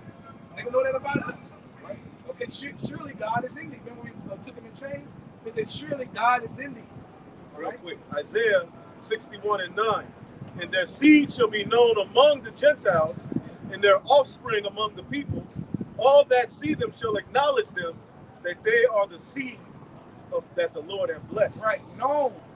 Not that we're known for saying we're the Hebrews, but they know we are. Ain't no whatever. Your God ain't no talking shit. It's gonna be obvious. It's gonna be because period. you're jumping from the free throw line. Right. Nah. It's gonna be because they gonna see something. Right. They gonna know, like, okay. But it said they gonna acknowledge. So they gonna 100% know, okay, we ain't got it, which is why they gonna have it in their mind. Let's go and learn their ways, because that's the only way. Okay, even though they're gonna be jealous, envious, mad, bitter, because their ways was bullshit all along and lies, you know. Go ahead. What you're saying is exactly what it says in Wisdom of Solomon 5th chapter. Or Wisdom of Solomon 5:2, it says, when they see it, they shall be troubled with terrible fear, and they shall be amazed. You know what? You don't start from the top. Okay, you might well on that, yeah. Wisdom of Solomon 5 and 1. I was like, I can't let this shit. Then shall the righteous man stand in great boldness before the face of such as has afflicted him and made no account of his labors. Boldness telling them that we are those people, Right? that the God up there is our Father. Right? We all is. Tell them to their face, okay? But they not acknowledging it. They just talking shit. Go ahead. When they see it, they shall be troubled with terrible fear. No, that's why we're gonna be bold. Right. Exactly. You know what I'm saying? They even seeing it now when he's scared. Just imagine them. Right. Little left, right. Perfection. Yo. And shall be amazed at the strangeness of his salvation. So after seeing all that, after seeing the chariots, I mean, think about the noise, the type of noise that's going to take place on the entrance, and trumpet blown, and everything like. Because how is everybody going to see? When you read 1:7 Revelation, how is everybody going to see? Because that sound is going to make every man. Come on, man. Never heard before. Right, and then right before that, all this shit is taking place. Then people are like, what the hell's going on the earth? So when they hear that sound and everything, they're gonna be like, damn, this is it. This is it. That followed through with the brother Reed. Go ahead. So far beyond all that they look for. Yep. And they repenting and groaning for anguish of spirit will say within themselves, this was he, whom we had sometimes in derision and a proverb of reproach. So the Lord's gonna make it obvious that it's us going into the church. Yeah. Like them dudes that was on the corner, them Can't be. like, no. He's gonna be so right there lets you know that he's gonna give them that front seat. You know, they try to get the front seats in the NBA games or different concerts. Courtside. He's gonna give them the courtside seats to see it so in Super 8 and 8K. That's it. That's those guys. I can't believe That's it. Jamal. Work. Get big. Right as the missile comes. Right. Come on. That's big time, man. So they gonna know even before we come back down, they're gonna know as we going up. They were right. Those are the Hebrews. Go ahead. That's what it say. Hey, verse 4. We fools accounted his life madness and his end to be without honor. Right. When they see us out here, they like, man, Crazy. it's Mad. He's gonna be in jail next week. Oh, right. He just mad because he don't have a job. Yeah. We got better jobs than a lot of people. Yeah, man. Get the hell out of here. Right. Verse 5. How is he numbered among the children of God? So they're gonna say that. So when you read it really in vision, they're gonna say this within themselves as they see us getting beaten up. Okay, as we stood on our feet, as it says in Revelation, it said we stood on our feet, went up, and it says that the enemies beheld them. That links directly with that. They beheld us, and they minded like, damn, they were right. They are the Hebrews. God is on their side. We're wicked. We didn't know shit the whole time. And it goes right. That's what I'm saying. Right. Go ahead. How is he numbered among the children of God, and his lot is among the saints? Therefore, like you said, have we erred from the way of truth, and the light of righteousness have not shined unto us, and the sun of righteousness rose down upon us. We buried ourselves in the way of wickedness and destruction. So now that lets you know the gospel has to do its full run according to how much Moshe wants it. It has to do its full run, not only for the Jakes to hear it or diss it, but for the heathens to hear it. So whenever he makes his interest, even themselves gonna be like, they were right. That's the witness. Right. They're gonna put us on the news, all types of stuff getting ready to happen. Man, right. And it's gonna bring more believers too. It's gonna bring a lot of persecution. Right. But then miracles gonna come, and Esau he gonna lose his mind. Once those miracles start happening, they gonna try to cut the internet. They're gonna try to cut everything because it's gonna spread so fast. Hey, not just the internet. They're gonna try to cut the cords, like it says in Psalms 2. Oh yeah. They gonna that's when they're gonna know, okay, that's it. We have to cut the cords between the Lord and his anointed. The Israelites, it's time to cut those cords. They're doing too much. Yeah. The world is seeing too much, and they're right. And they're making us look small. Because the power that they got no military, even though you got a military, they have, but in their mind, they got no military, they got no car weapons. They just regular guys, but they doing all this around. Come on, That's Pharaoh in Egypt. The Lord go hard and Esau hard. When big things start happening, Esau go get proud. Even now, he's becoming more bold about, like he's saying what he's trying to. He'll tell you this is what's coming. Right. He'll literally say, look, man, we're gonna cut the lights out. Right. Like he just say it, like there's gonna be another variant. Man, shit coming. Because he trying to, you know, he trying to speak things into existence. Right. What did your boy Biden just say?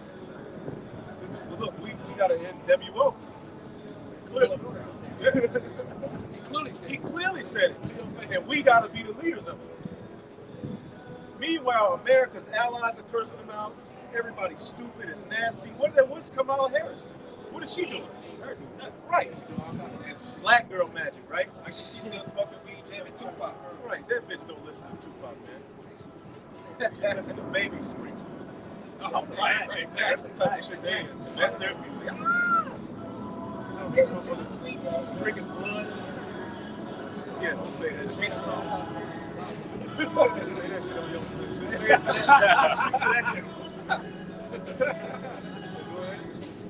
Back to wherever you at.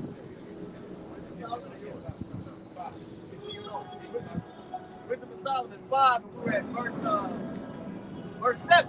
It says, we buried ourselves in the way of wickedness and destruction. Man. Yeah, we. They weird themselves, man. They gonna know, like, all the shit we did. God, dog, it's led to this. Stuff we was into, it's coming to know. It's come to nothing, man. It was temporary. Okay? That's why that pride, his pride so high, but his rulership is just for a moment. Yeah, it feels long to us, but in the overall, you know, it's just for a moment. It's a little season. It's a little season that has to go. Okay? It's gonna go in an epic fashion. Go ahead. Yeah, we have gone through deserts where there lay no way. But as for That's the these doctrines.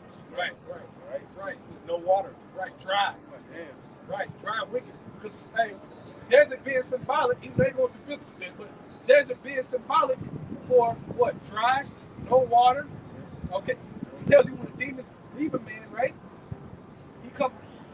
He find it empty, ready to party again. Those dry demons looking for a place. So it's just dry evil. No righteousness and just wickedness, man. Okay? And they going through it proper. They going through it proper. And they know everything they're doing is wicked. Like, you know your forefathers came over here and did some straight up bullshit. You know it, but then you celebrate it in all kinds of fashions. Then you get us to celebrate it. Okay, we grew up celebrating. You brainwash us with that. And then if we come with any facts about what your holiday is, now something wrong with us. Right.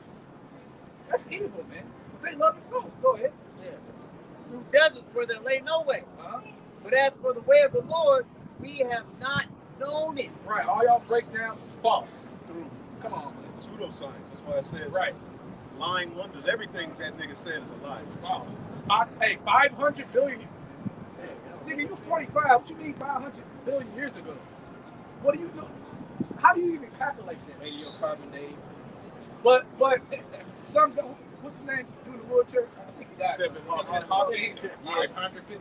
But you in the But shit, they found out. His whole life was to say that there's no God. That was his thing. His whole life. But you sitting there, You never figured out how to get out he of was that on damn Epstein wheelchair. Island. Right. Oh, What is he doing there? Come on, Don't tell tell him him that, that. bro. He was on Epstein. So he's there's no God, but you But he got the answer. clearly there's a God. He got the answer. Get yourself out that wheelchair, man. He can't do it. Right. Verse 8. What hath pride profited us? Or what good hath riches with our bounty brought us? Now keep in mind that this brother's reading. This is what's going on. Esau's here. And he sees it being look. These thoughts are racing. Because they already heard the gospel. They already heard it. They already hang on it. They already happened.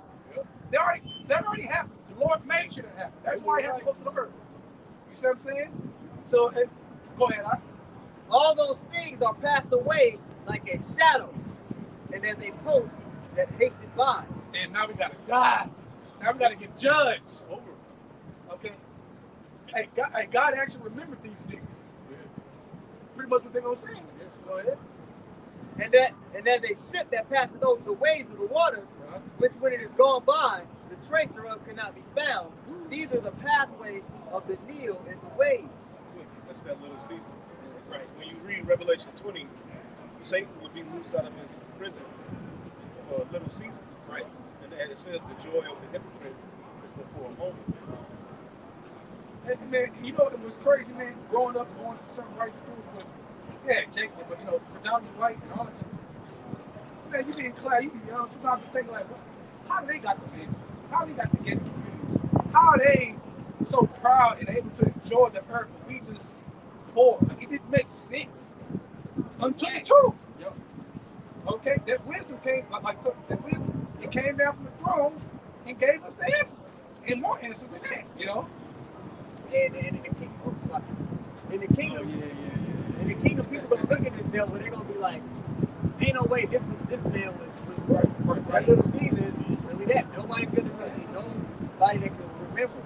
Right. In Isaiah 14 and 16 it says, they that see thee shall narrowly look upon thee and consider thee, saying, is this the man that made the earth to tremble? That did shake kingdom? And you got Bill Gates, all them old dusty serpent looking Edomites in the ditch, dirty. Hey, face got dirty. They scared, shaking like that. These are the guys that's been doing all this. Oh man. And that's why we gonna search them out. That's why through the spirit, we physically gonna search them out, man. In caves, underground, you know. Everything they're preparing with their riches that they stole and robbed, they're preparing it just to get sought out anyway. All that gold they storing up, right? All the gold bars all on top of each other in a vault. All that is to carry to us. The whole time. It's the book of Psalms 73 and 12. It says, behold, these are the ungodly who prosper in the world, they increase in riches. It says, verily I have cleansed my heart in vain. But that's the point to back up the elder brother. You see the ungodly in the world, they increase in riches. So that make you feel like, but damn, I'm serving the Lord. I just had a problem with that. You know, like, Lord, right? We are chosen people, like, we on the bottom. And that make you feel some type of way. Right. But it's the thing, though.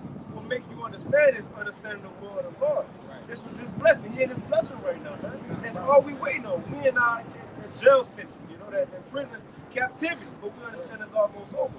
But I finish it. It says, behold, these are the ungodly who prosper in the world, they increase in riches. Verily, I have cleansed my heart in vain. And so Asa was feeling like, well, I've been serving the Lord for nothing. You know? It says, and wash my hands in innocency.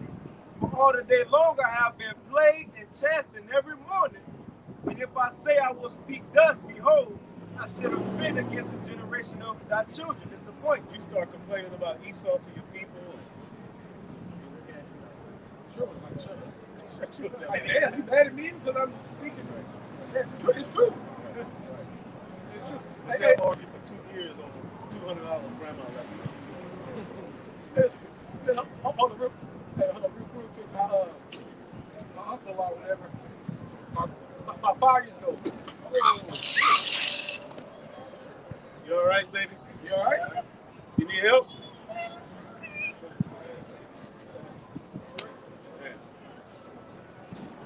We ain't gonna tell nobody. Sakari would have put you on camera. Sakari would have put it on camera.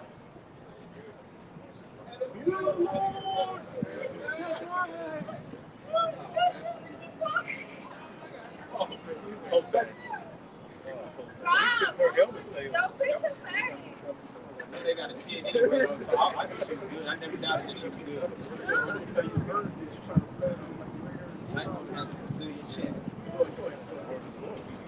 It says, but this is the point. After you realize the wicked was increasing in the earth, but again, you got to go back to Satan. Because remember, Satan told Yahushua, the only way you can get this is if I give it to you, because it was given unto Satan. So the only way you will be able to, now of course you got people prospering in the world, but if you really want to get to that higher level, you got to do certain things, as Dad was talking about earlier. They're going to blackmail you, so on and so forth. This is the end of it.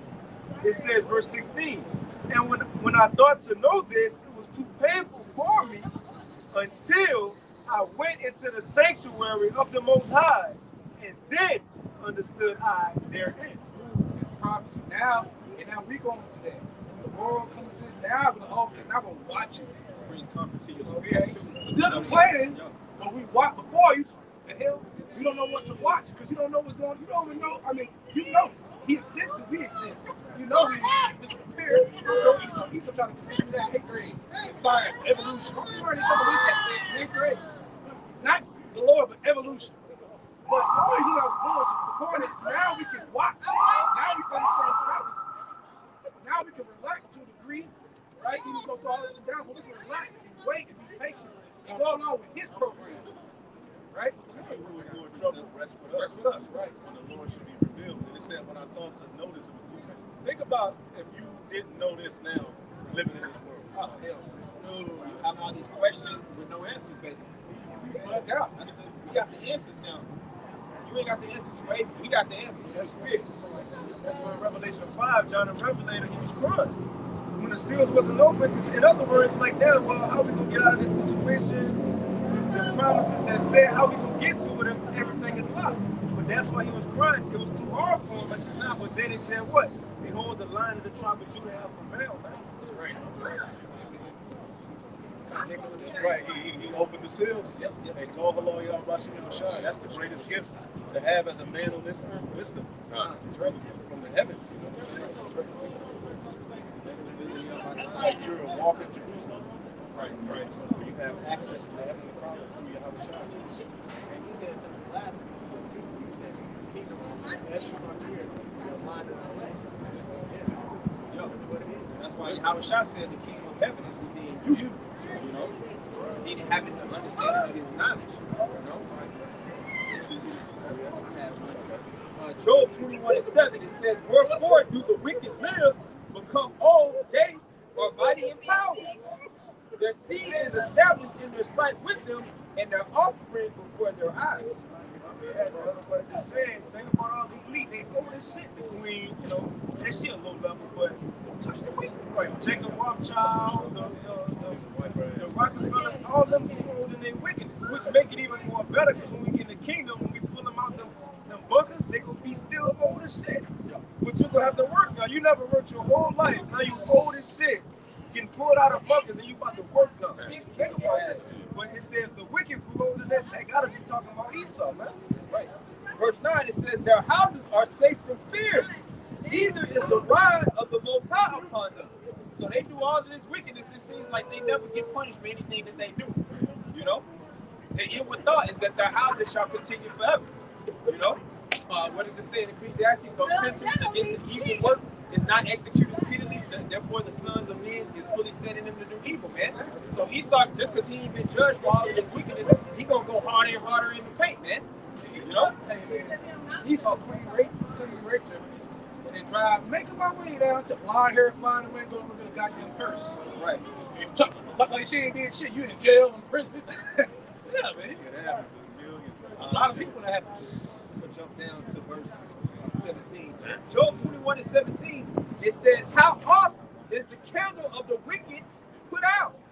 And how oft cometh their destruction upon them? The Most High Yahweh distributed sorrows in his anger." So right now we're in the time where the candle of the wicked is being put out.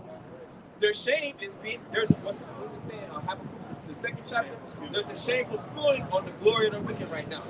So even though it seems like they're just skating by, man, the Most High has their judgment for a reserved time. It said, right. That's what I said, Job 14. Matter of fact, I might as well read this real quick and I'll pass it. Right. Job 14:5, it says, "Seeing his days are determined, the number of his months are with thee, thou hast appointed his bounds that he cannot pass." So Esau had a set measure, like the Golden State Warriors. They had a run, they won 3 championships. Now most likely they ain't gonna win another championship. They had a good streak, right? So Esau, he had a long run, but that run is almost up, man. The Most High had appointed his bounds that he can't pass. Esau's living on borrowed time right now, man. That's why we always quote Revelation 12:12. Satan's gonna come with great wrath because he knows that he has a short time. He knows that the time is ticking, man. So Esau gonna try to throw he gonna try to hit a buzzer beater. You know? And then the Lord gonna block it from the Right. heavens. He gonna try to get the new world order established with a buzzer beater. You know? They're gonna go in and roll around the rim. Yeah. It's gonna go out. No. Death time, bro. I got one. This is Isaiah chapter 24 and 21. Because people may think we're crazy when we say what you're saying. They're gonna have in prison. Like people think that that's not scriptural. They don't want that. Why would we do that? You know? It says Isaiah 24 and 21. "And it shall come to pass in that day that the Lord shall punish the host of the high ones that are on high, and the kings of the earth upon the earth. And they shall be gathered together as prisoners are gathered together in a pit, and shall be shut up in the prison, and after many days they shall be visited. After many days. Yeah. Man, We're going to leave them in two juniper berries, yeah. 18 Edomites, and 3 berries. Hey, Good shut luck, up, niggas. man. And they're gonna be scared. God, dog, they're gonna be terrified. Yeah. Yo. They're gonna be terrified. And I'm talking about these are people who lived their whole lives High. on a high horse. Servants. Yep. Yep. He said he's going to do that to the king. Come on, that's right. Can you imagine a Rothschild family and his grandson and his grandson's daughter, and they just sitting there and like, you know what I'm saying? Like, basically their family, them and their families. They're gonna be the first Well, fruits of slavery, man. Right. The first fruits, man. Because a lot of them, they got them underground bunkers and stuff. Yeah. We gonna scoop them up, man. Right. They gonna be the first fruits of that continual employment. Bro, just imagine them in real time in that pit, talk to each other, trying to talk and see what's gonna happen to them. Right. Like having those discussions, scared, face on red, blood showing, and, you know, probably got a black eye, bleeding, eye hanging off, and they talking like, just get terrified, bro. mental trauma we had to go through at the bottom of those ships, the dysentery that was all over everybody. That mental trauma, they gotta receive double, like the scripture says. They gonna have How double can you that. measure double of that? I can't even imagine it, you know? Double? Right. When you go into that custom, you would write something on the paper, Right. and whatever was written in there, you flap it, and that's your judgment. Right. That's really what that meant. But at the same time, double too. Like these devils are gonna like the way we're gonna do it, and we're gonna do it in righteousness. Right. We ain't gonna be buck breaking. Right. We ain't gonna rape your woman while you in prison. That's wicked. Esau, you be on the slave yard and shit, and he'll just roll up while you with your woman. Right. Tag out. He'll rape her in front of you, make you watch. Dance in the back. Dance in the back, she crying. It all goes back to that. Yep. So that's gonna happen. That's scriptural, man. Slave trades are in the scriptures. Oh, yeah. All right. Servants. You think we ain't gonna have servants in the kingdom?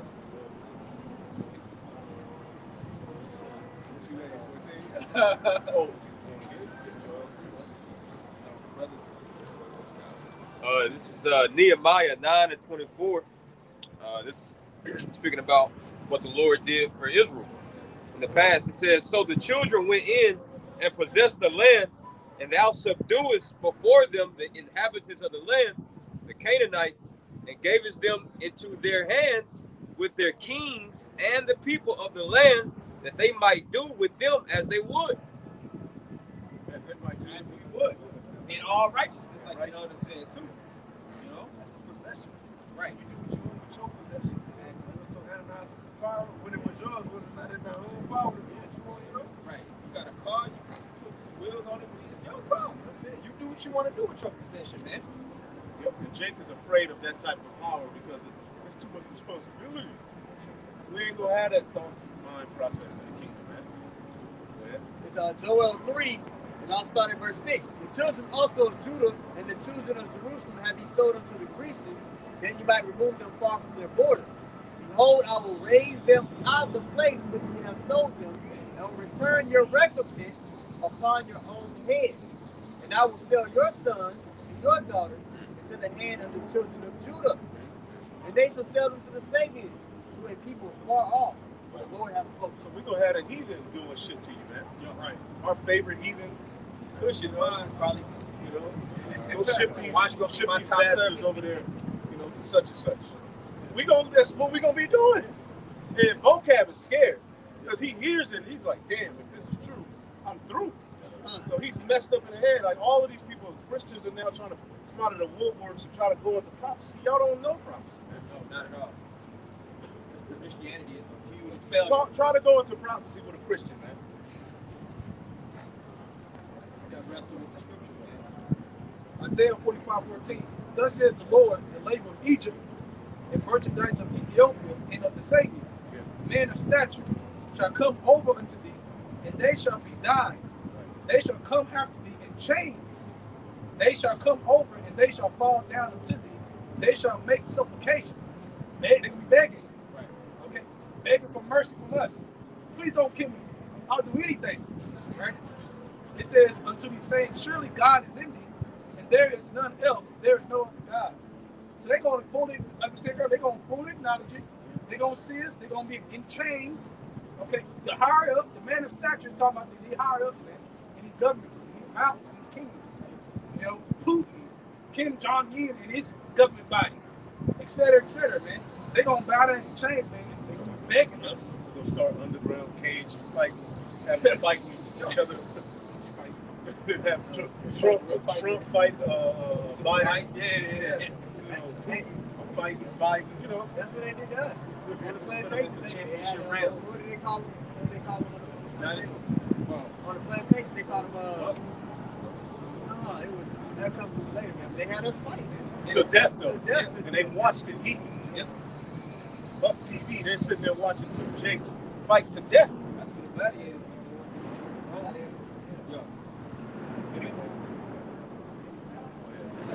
It's Isaiah 14:1.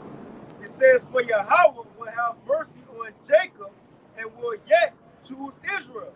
Right. It said, them in their own land, and the strangers shall be joined with them. Right, and that's talking about the Israelites, the Israelite foreigners.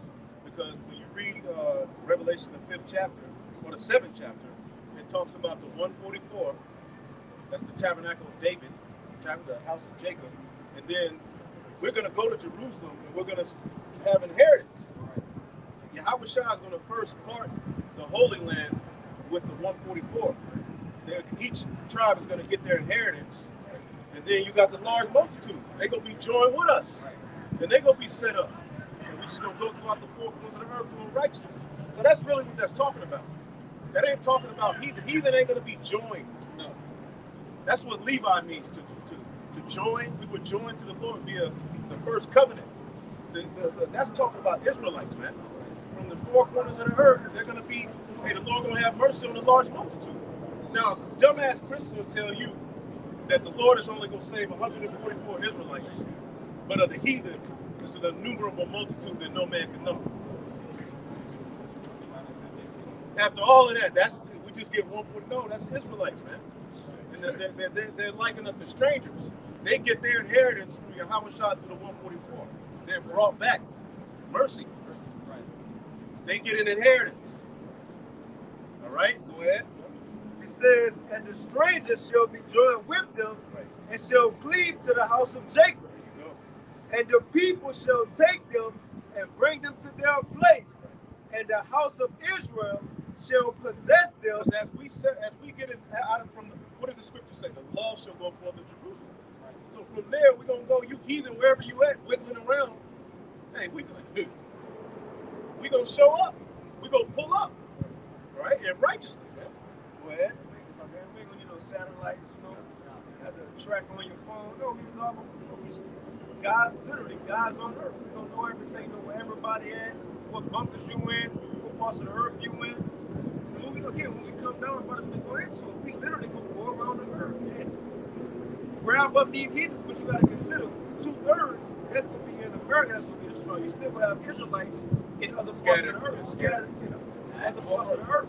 Some of them are going to be slaves in those bunkers. It tells you in those bunkers it's going to be rich men, bond men, hid themselves in the rock.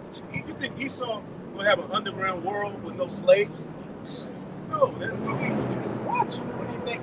When they're taking all these children, what do you think when they grow up, what do they become? They're still servants. They still have some kind of dominion over here, you know. Matter of fact, I was looking at this thing, and I'll send it to you, but it was dealing with Switzerland. It's Switzerland, right? And they got the biggest underground facility to hold millions of people. And, you know, looking further into it, that's where you got Klaus Schwab. That's where he stays, Switzerland. That's what makes sense. That's what CERN, you know, the CERN, the big shit, you know, the portals, that's in Switzerland. You know, and but they got the biggest underground facility that can hold millions. The point is, as soon as I watched that, they said that, that's what I thought about. The main elites might be there with all those CERN. Let's get it, bro. If you go to Switzerland, it means black land. Switzerland, it means black. So, you know, Let's get Revelation 6 real quick. The last, 3 verses. And Revelation 9. what time is it? Revelation 6, probably like almost 10. last three verses. Revelation 6 and 15. It says, "And the kings of the earth and the great men." Before that, what does it say before that? In the heaven departed. Yep, read that. Revelation. Instructions gonna come. Go ahead. Revelation 6 and 14. "And the heaven departed as a scroll when it is rolled together, and every mountain and island were moved out of their places. And the kings of the earth and the great men and the rich men and the chief captains and the mighty men and every bondman and every free man Bondman. Slaves gonna be down there. right, Go ahead. hid themselves in the dens and in the rocks of the mountains, Right. and said to the mountains and rocks, Fall on us, Right. and hide us from the face of him that sitteth on the throne, and from the wrath of the Lamb." So that's letting you know everybody ain't gonna be dead. Right. No, they're gonna be in those bunkers, and they show them off. They show them off. Now, if you see it, you ain't. If you seen one, you ain't seen nothing. They go even deeper than man. They got underground society. There's probably underground stuff under the foot, under us right now. Well, shit, over there. Yo. Houston, they got an underground. Yeah, I know. So if you got access to some underground, what do you think the elite got? Yeah. So the Lord will have it to where they're gonna be in those bunkers, still probably try to pressing buttons to shoot nukes off, try to fight the chariots. But just imagine they're gonna know we sitting up there getting crowned. Who knows how long? Right, exactly. In Earth years, they're gonna be there because they got enough food. The Lord gonna make sure they got enough to keep them straight. Wine, you know. Yep. Now Revelation 9. This is the last verse. Okay, go ahead. Verse 17, it says, "For the great day of his wrath is come, and who shall be able to stand?" Right. Go. Now Revelation 9 and start at 20. It's Revelation 9 and 20. "And the rest of the men which were not killed by these plagues." What plague? The nuclear destruction, the fire that's going to come on the earth. Remember, that's the Lord. There's going to be a remnant of people left. It says, "And the rest of the men which were not killed by these plagues, yet repented not of the works of their hands." Right, they're going to be in the bunkers trying to conjure up demons. You see what I'm saying? With the chariot up there, they're not going to stop. You would think that would, but not Esau, bro. The elite of this world, they still going to be trying to figure out a way we can attack the chariot and stop them. They ain't going to know what to do. Right. Yeah, they literally going to fight the second coming of the Lord. Oh, yeah. Go ahead. Space Force. It says, Imagine a nigga woman on the front line trying to fight the chariot. With a initiative With a helmet machine on, gun. with a helmet. That old school. Like the shorty right there, they just fell on the fight. She gonna be yeah. front line. Imagine her on the front line. Yeah. But that's the type of people on the front line. Yeah, in America. The flip-flop community, the trans, they fighting the war, scared, weak men. The American army ain't over there to really fight. They don't really have that patriotic spirit. They just needed money. Their daddy got tired of them. And they listened to that stupid nigga that came to the high school. Yeah. Right. Right. Play it out, man. They just want the bonus money, man.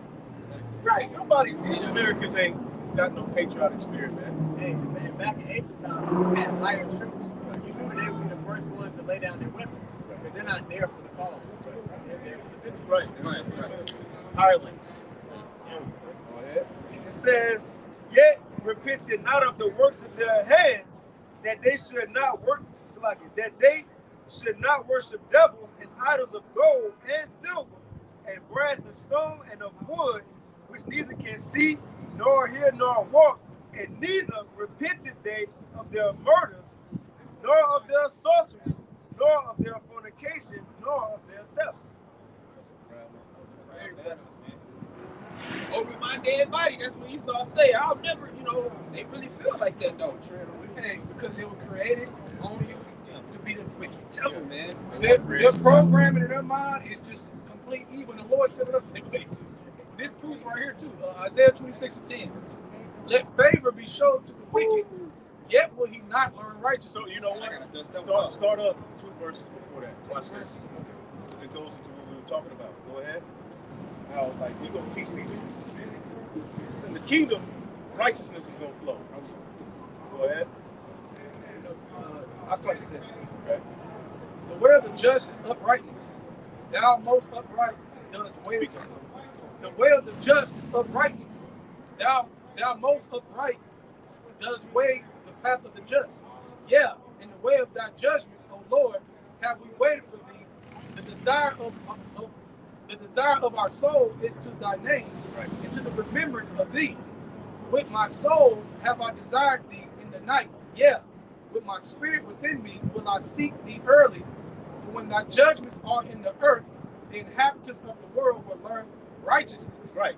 When thy judgments are in the earth, the inhabitants of the world are going to learn righteousness. Okay? But then, Esau, go ahead. Isn't it?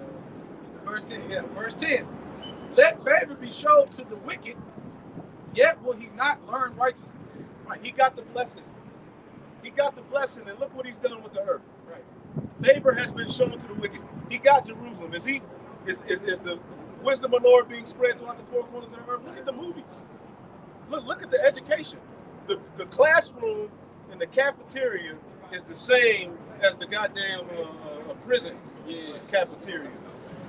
It's the same trays, the same tables, Applesauce. all of this, everything has evolved, but the classroom is still the same stupid classroom with one teacher and 20-something students. No sunlight. Nobody learns that way, man. We as Israelites, the way we learn, Esau sets up a system contrary to your spirit. Right. So then he's able to call you dumb, low IQ. Yeah. But we just don't learn like that. We learn in rhythm, man. We learn through experience and nature. Okay? Acknowledging Yahweh Bashar Shah. That's how we're supposed to learn. Right. Singing songs of righteousness. Right.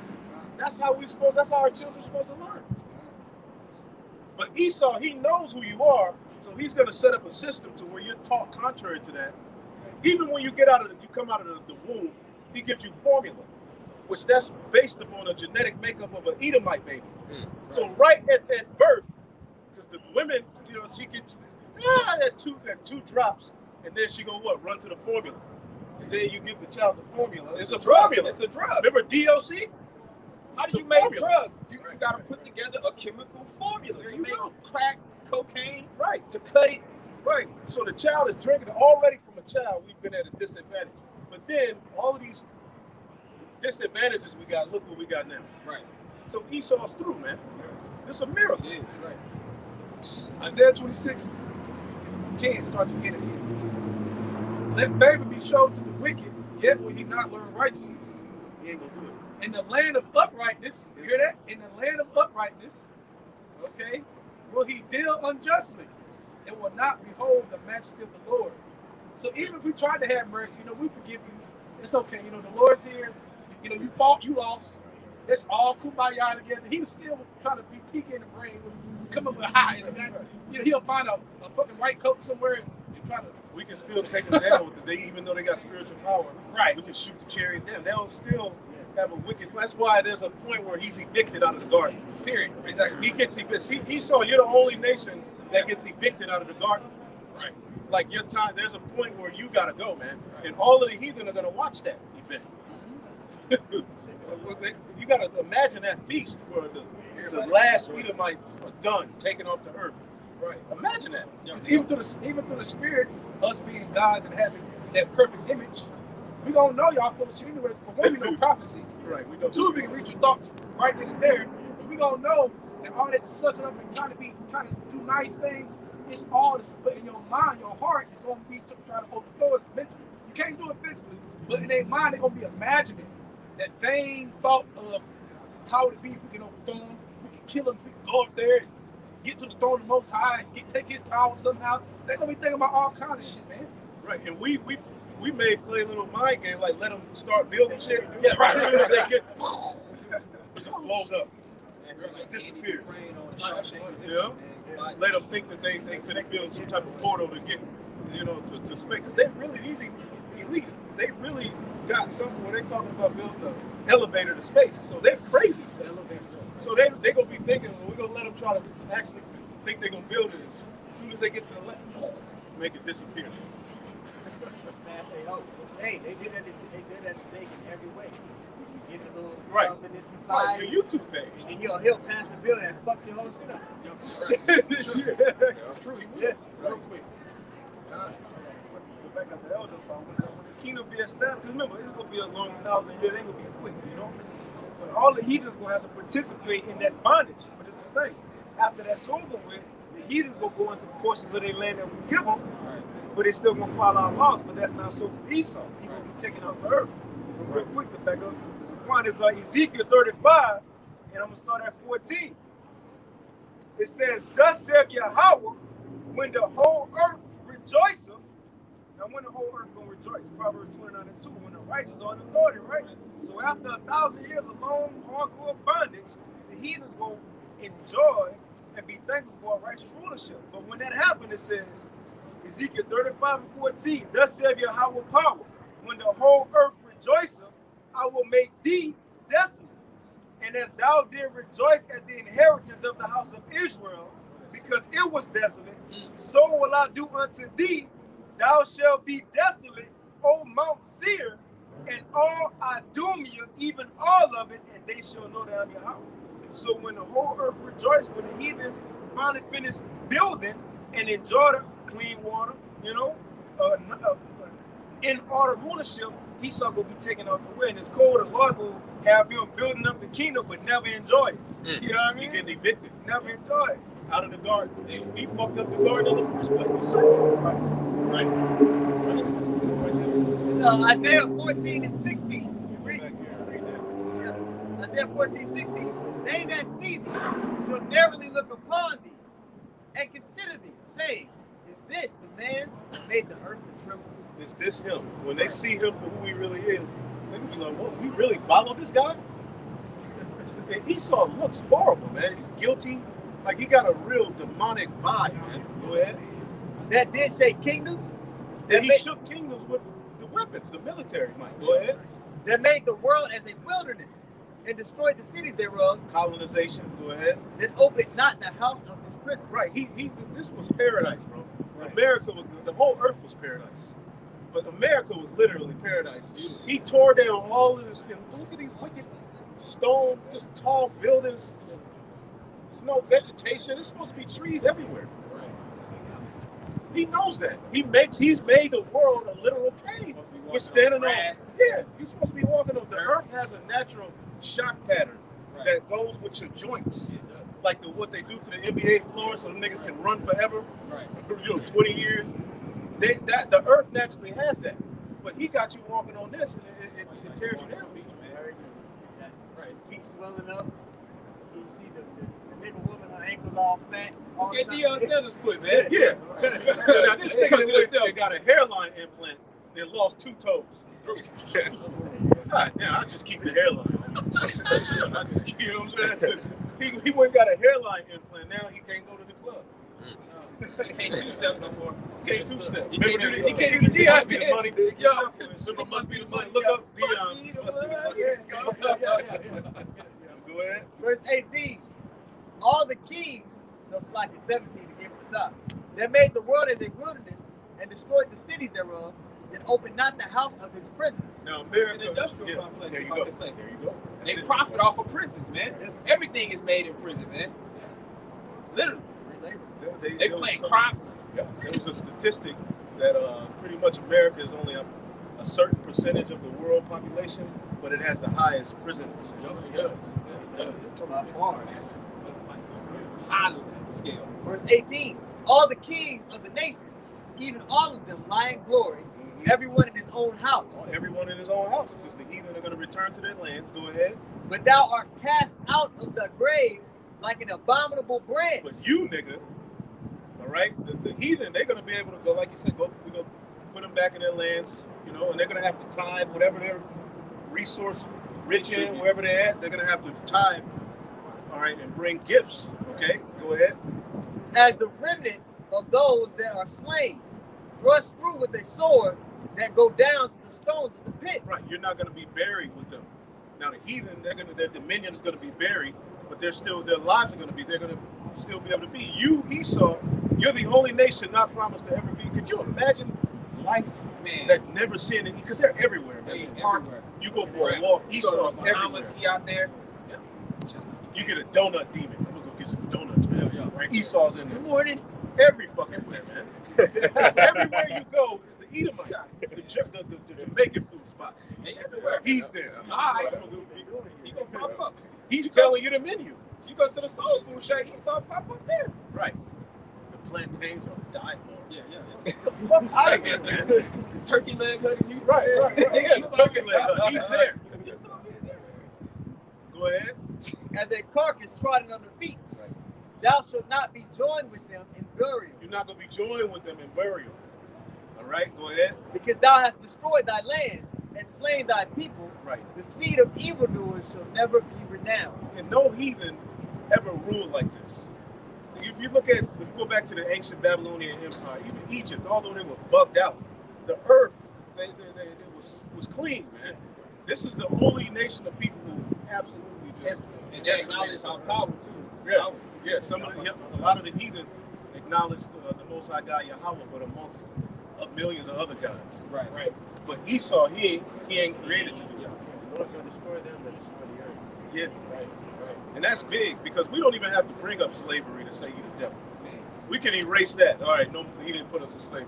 Just what you did alone to the earth is enough.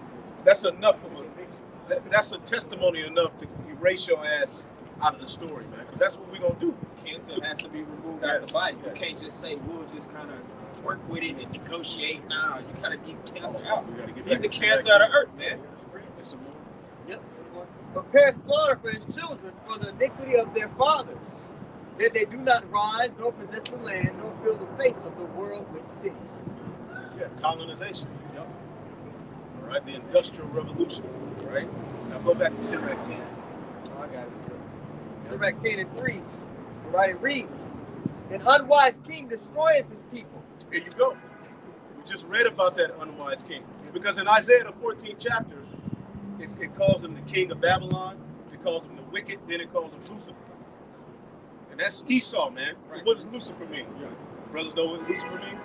Like Light bearer. There you go. And what do they? They got the Illuminati. Right. So the Lord is on point, man. Yeah. But it's really an illusion of light. It's really darkness. Right. You know? You're about to Like say you said, is this the man in Isaiah 14 showing that Lucifer is actually a man? Yeah. Talking about Esau, man. That's right. Verse 3 again from the top. An unwise king destroyeth his people, but through the prudence of them which are in authority, the city shall be inhabited. The power of the earth is in the hand of the Lord, and in due time he will set over it one that is profitable. And that's what we're here to prophesy. Right. One that's profitable. Yahweh Shai, the throne of David. And when you look at brothers teach, man, we need to rule. We should be ruling. Yep. Although we're in a lower state, you still see Yahweh Shai and brothers like, man, these brothers should rule the earth, man. Right. These brothers should have stores and be able to afford businesses and stuff like that. Be governors. You know what I'm saying? Because Esau ain't got it. Okay? Take on. In the hand of God, But how much more when the laws are in? Because we'll fuck up now. We'll fuck up still. But we wouldn't be like Esau. Instagram thotty. Right. We wouldn't be planning to put a rockman inside of people. Go ahead. in the hand of God is the prosperity of man. Right. All of these nations had what they had because of the Lord. And they act like the Lord ain't fair. Esau was blessed. Ishmael blessed. These heathen have been blessed. We've only had 40 years of peace, bro. The chosen people of the Lord. God damn, but the heathen been able to do what they want. They've had 100-year rulers, you know, America. Well, since the Renaissance, it was 500 some years. America itself, 200, about 60 some years. Yeah, you're blessed. Then the heathen can come here, set up stores, freaking enjoy off our backs, of our slavery, of our blood, and then send money back home or go back home to a nation that's only their nation. Yeah. We ain't got that. All we got is slavery. It's 2nd Ezra 6:59. If the world be now made for our sakes, why do we not possess an inheritance with the world? How long shall this endure? Like Hamilton said, Is it some more? Yeah, I was in on that. I could. But it's, you keep reading. Okay, guys. Let's skip up to Proverbs. That's 2nd Ezra 6. Okay. I'll start at verse 57. 2nd Ezra 6 and 57. And now, O Lord, behold, these heathen which have ever been reputed as nothing. Nothing. The Moabite is nothing. On YouTube eating a squid alive. But then your video gets striked. You showed, you know, 2 through got struck. I showed a nigga 2 baby daddies fight. You know, but the Moabite can just get on there and eat. Look at the screen. The toes wiggling. It's an animal. Peter don't say nothing, but they're on YouTube just eating live mice, right? Go ahead. Says, nothing, man. These heathen are nothing, man. Go ahead. God, which have ever been reputed as nothing, have begun to be lords over us and to devour us. But we, thy people, whom thou hast called thy firstborn, thy only begotten, and thy fervent lover, are now given into their hands. If the world be now made for our sakes, why do we not possess an inheritance with the world? And that's what you Israelites should be asking yourself. To hell, Jake, the farthest they go over this Africa. What about the earth? Like, damn. What about the whole entire planet Earth, man? What about Jerusalem? You should be asking, like, when are we going to rule? You niggas don't even have BET no more. They remember it used to be the Donnie Simpson, the Black Teen Summit, you know, Teen Summit hits from the street, right? But then Esau took over, and Baby Boy came on every week, every day. Baby Boy, fuck your fork, nigga. Every day. It was like, what is this? And then that one, Melvin had the perm, that one movie.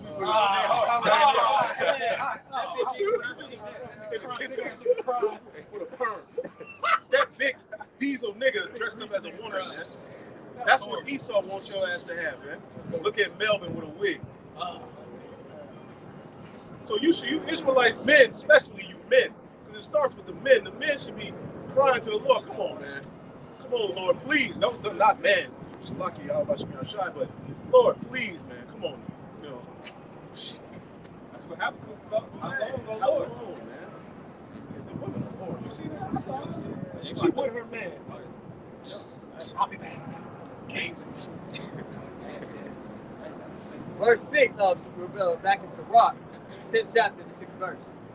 Bear not hatred to thy neighbor for every wrong, and do nothing at all by injurious practices. Yeah, and Esau, these are injurious practices, man. Like to put chemicals in the food and watch people slowly die off, to kill off the bees. That's an injurious practice, man. God damn. Allergies are just at an all-time. Everybody got allergies. And that's a demon. Hey, you know, rub your arm? That's demonic, man. Yeah, go ahead. Proving that his image is death. His image is death. Yeah. His whole image, he's trying to push it on the world to make the whole world just a big pot of death. Habakkuk 2, it says, it is as death. If death was a person, it'd be him. Exactly. There you go. Yeah, there you go. But he's on the news with a suit on, telling you everybody else is a terrorist. It's crazy. After all of that, only Esau can do that. After all of the death this nigga has caused in the earth, he's able to put on a suit and label others terrorists, man. Right. Why he's doing terrorist shit, like doing this at the same time. Yeah, that's Esau. Keep going. Verse 7. Pride is hateful before God and men. Man, and now that we know the truth, man, pride, man, that ain't where it's at. Go ahead. And by both does one commit iniquity. Verse 8. Because of unrighteous dealings, injuries, and riches got by deceit, the kingdom is translated from one people to another. It's going to be translated to us, man. And our kingdom, like we went into, is going to be an everlasting kingdom. Right? And that translation is going to be epic. Yeah. It's the bridge between that translation. Oh my goodness. The climax of the movie. Oh man, that's going to be historic, epic, big time. You know?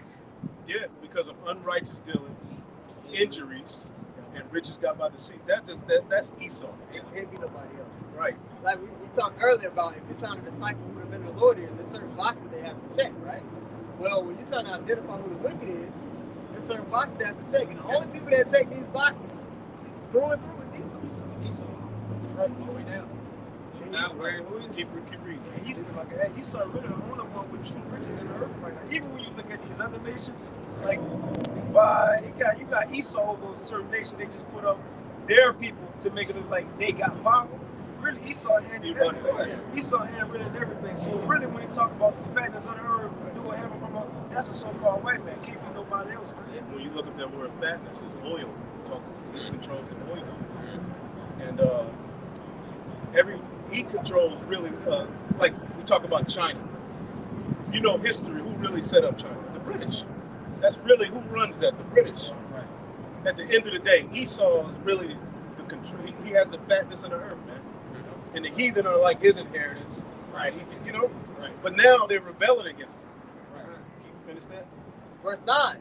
Why is the earth in ashes proud? There is not a more wicked thing than a covetous man. Right. And he's coveting after us, man. He wants to get into the temple. The stuff he's starting to say, like this dude who's he's with Klaus Schwab. He said that whole Jesus thing, that's old. All right. He's basically like, look, the existence of a God and all of this stuff that we've known, that's no more. The new gods are the clouds, Google, iCloud. These are the new gods that are going to govern the earth. We don't need. There's no creepy God in the sky.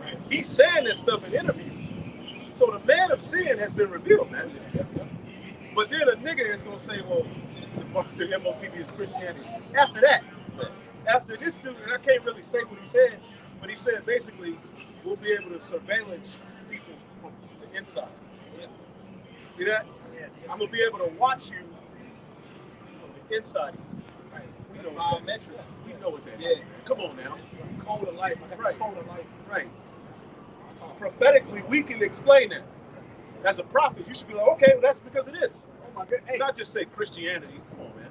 That's another box that the middle of the check. They will, especially in this time, we're waking up back to our heritage. They're gonna be talking about being surveyed from the inside. Yeah. They're gonna be going perpetually. They always gonna be going into that. But then you have people that want to hold back. They're not checking the box, man. Conceal not. The scriptures say, seal not. What's that? Yahweh Revelation 22 and 10. Revelation 22 and 10. But read that. Continuing on, verse 9 again. Why is earth and ashes proud? Why do the heathen rage? Go ahead. There is not a more wicked thing than a covetous man, with such an one setteth his own soul to sale. Right. You know, we covet after righteousness. Esau covets those eyes, like the movie Get Out. Yeah. Like he wants something, or he wants your soul. Like that's exactly what he wants. He wants control of like your thoughts. He wants your thoughts to be like in a box. Like this is, your Juan's thoughts in a bottle. That's the type of guy he is. He wants you to be like a creative play game of Sims. Yeah. Where you control everything everybody does. Yep. Crazy.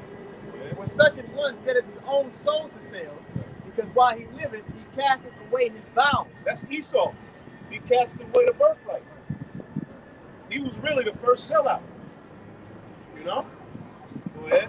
The physician cutteth off a long disease. You said the cancer got to be rooted out, right? Read that again. The physician cutteth off a long disease. Right. And he that is today a king, tomorrow shall die. Bye.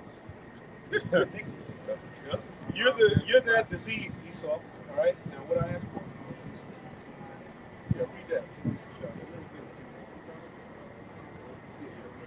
We'll end it off. It's Revelation 22 and verse 10. And he said unto me, seal not the sayings of the prophecy of this book. So you supposed to be going into that. Now we gotta be crafty, but that's why the Lord, Jacob. Yaquab, you gotta Yaquab Esau, supplant his ass. Right? Use no code word. When the Bible was, when these letters were written, the Gospels, even the way that John, the Revelator, wrote Revelation, it's coded for the elect. So we coding things for the elect now. MOTB. We say we code certain things because look, we behind enemies' lines. But you're not supposed to conceal the MOTB. You can't just have a blanket statement, oh, that's Christianity. oh, that's sin, and walk your big ass off. Nah, man, you need to explain that. You conceal, read that again. Revelation 22:10. And he said unto me, seal not the sayings of the prophecy of this book, Man, for the time is at hand. the time at the end it shall speak. Right. Break it down. And break it down for real, man. Detail. You know? Edify. Wait. Wait. First of all, you're supposed to edify, right? That's one of the main things you're supposed to edify, because if Jake don't get that correct, they're done. Simple and plain. That's why I say Bishop Jefferson, like they'll read and he won't break it down. He'll just like, regurgitate what they just read. You're not going into it though. You're not giving an understanding of it. You're not edifying. He gotta go. He gotta go. That's just a country cornbread eating nigga who found out for real. And I usually wouldn't even, talking, but Jake, man, that dude's right there. He's wicked. You a wicked Jeff. You know you watching. You one body catch. Y'all wicked, man. How the hell you gonna tell Israel ain't no miracles when they need the biggest miracle? Right. Now, if you don't believe in miracles, the MOTB, when you face any form of doubt or hunger, you're gonna fold. You're gonna say, "I'll take it." If you don't believe in miracles, that's what's gonna drive the elect. What do you think drove those that woman and her to see her seven sons? Seven sons. Pat, they knew. Look, man, reincarnation. Right. That comforted them. I'm gonna come back into a righteous legacy anyway. You gotta have that mindset. Be given an everlasting name. Right. First Maccabees 2. Right. Like what, 50 on down, it starts to list. Yeah. You know that's my favorite. It starts to list off all the people that stood stiffly for the things they all about to. Second Maccabees word. 2 and I get Started like 50. started like 50. It lists off Go everything. all the way down.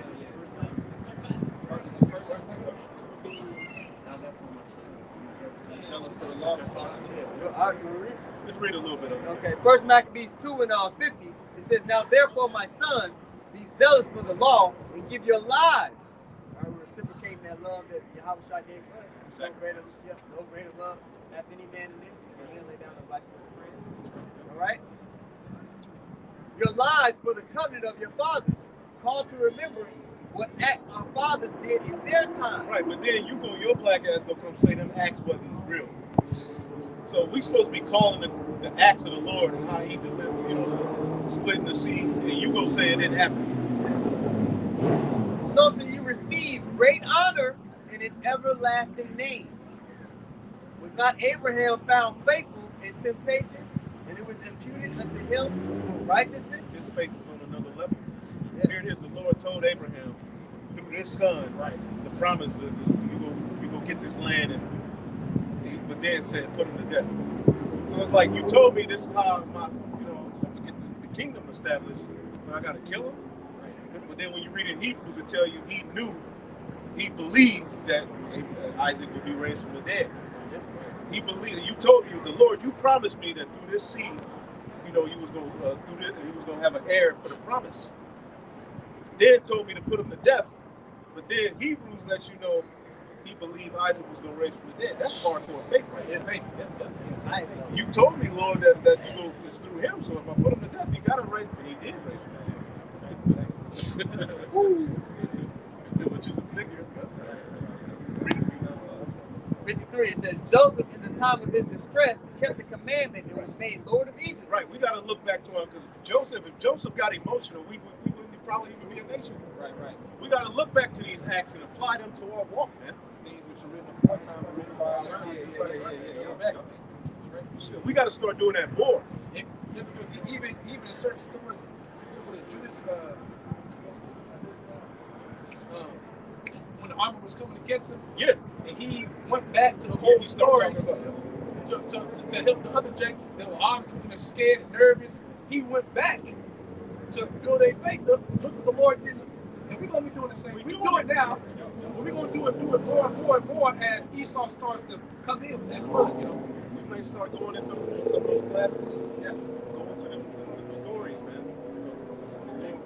Miracles. Right. It says, in verse 61, it says, "And thus consider ye throughout all ages that none that put their trust in him shall be overcome." ages. And there's stories in all those ages. And we're supposed to go back and learn, right? And apply it in real time now. This generation.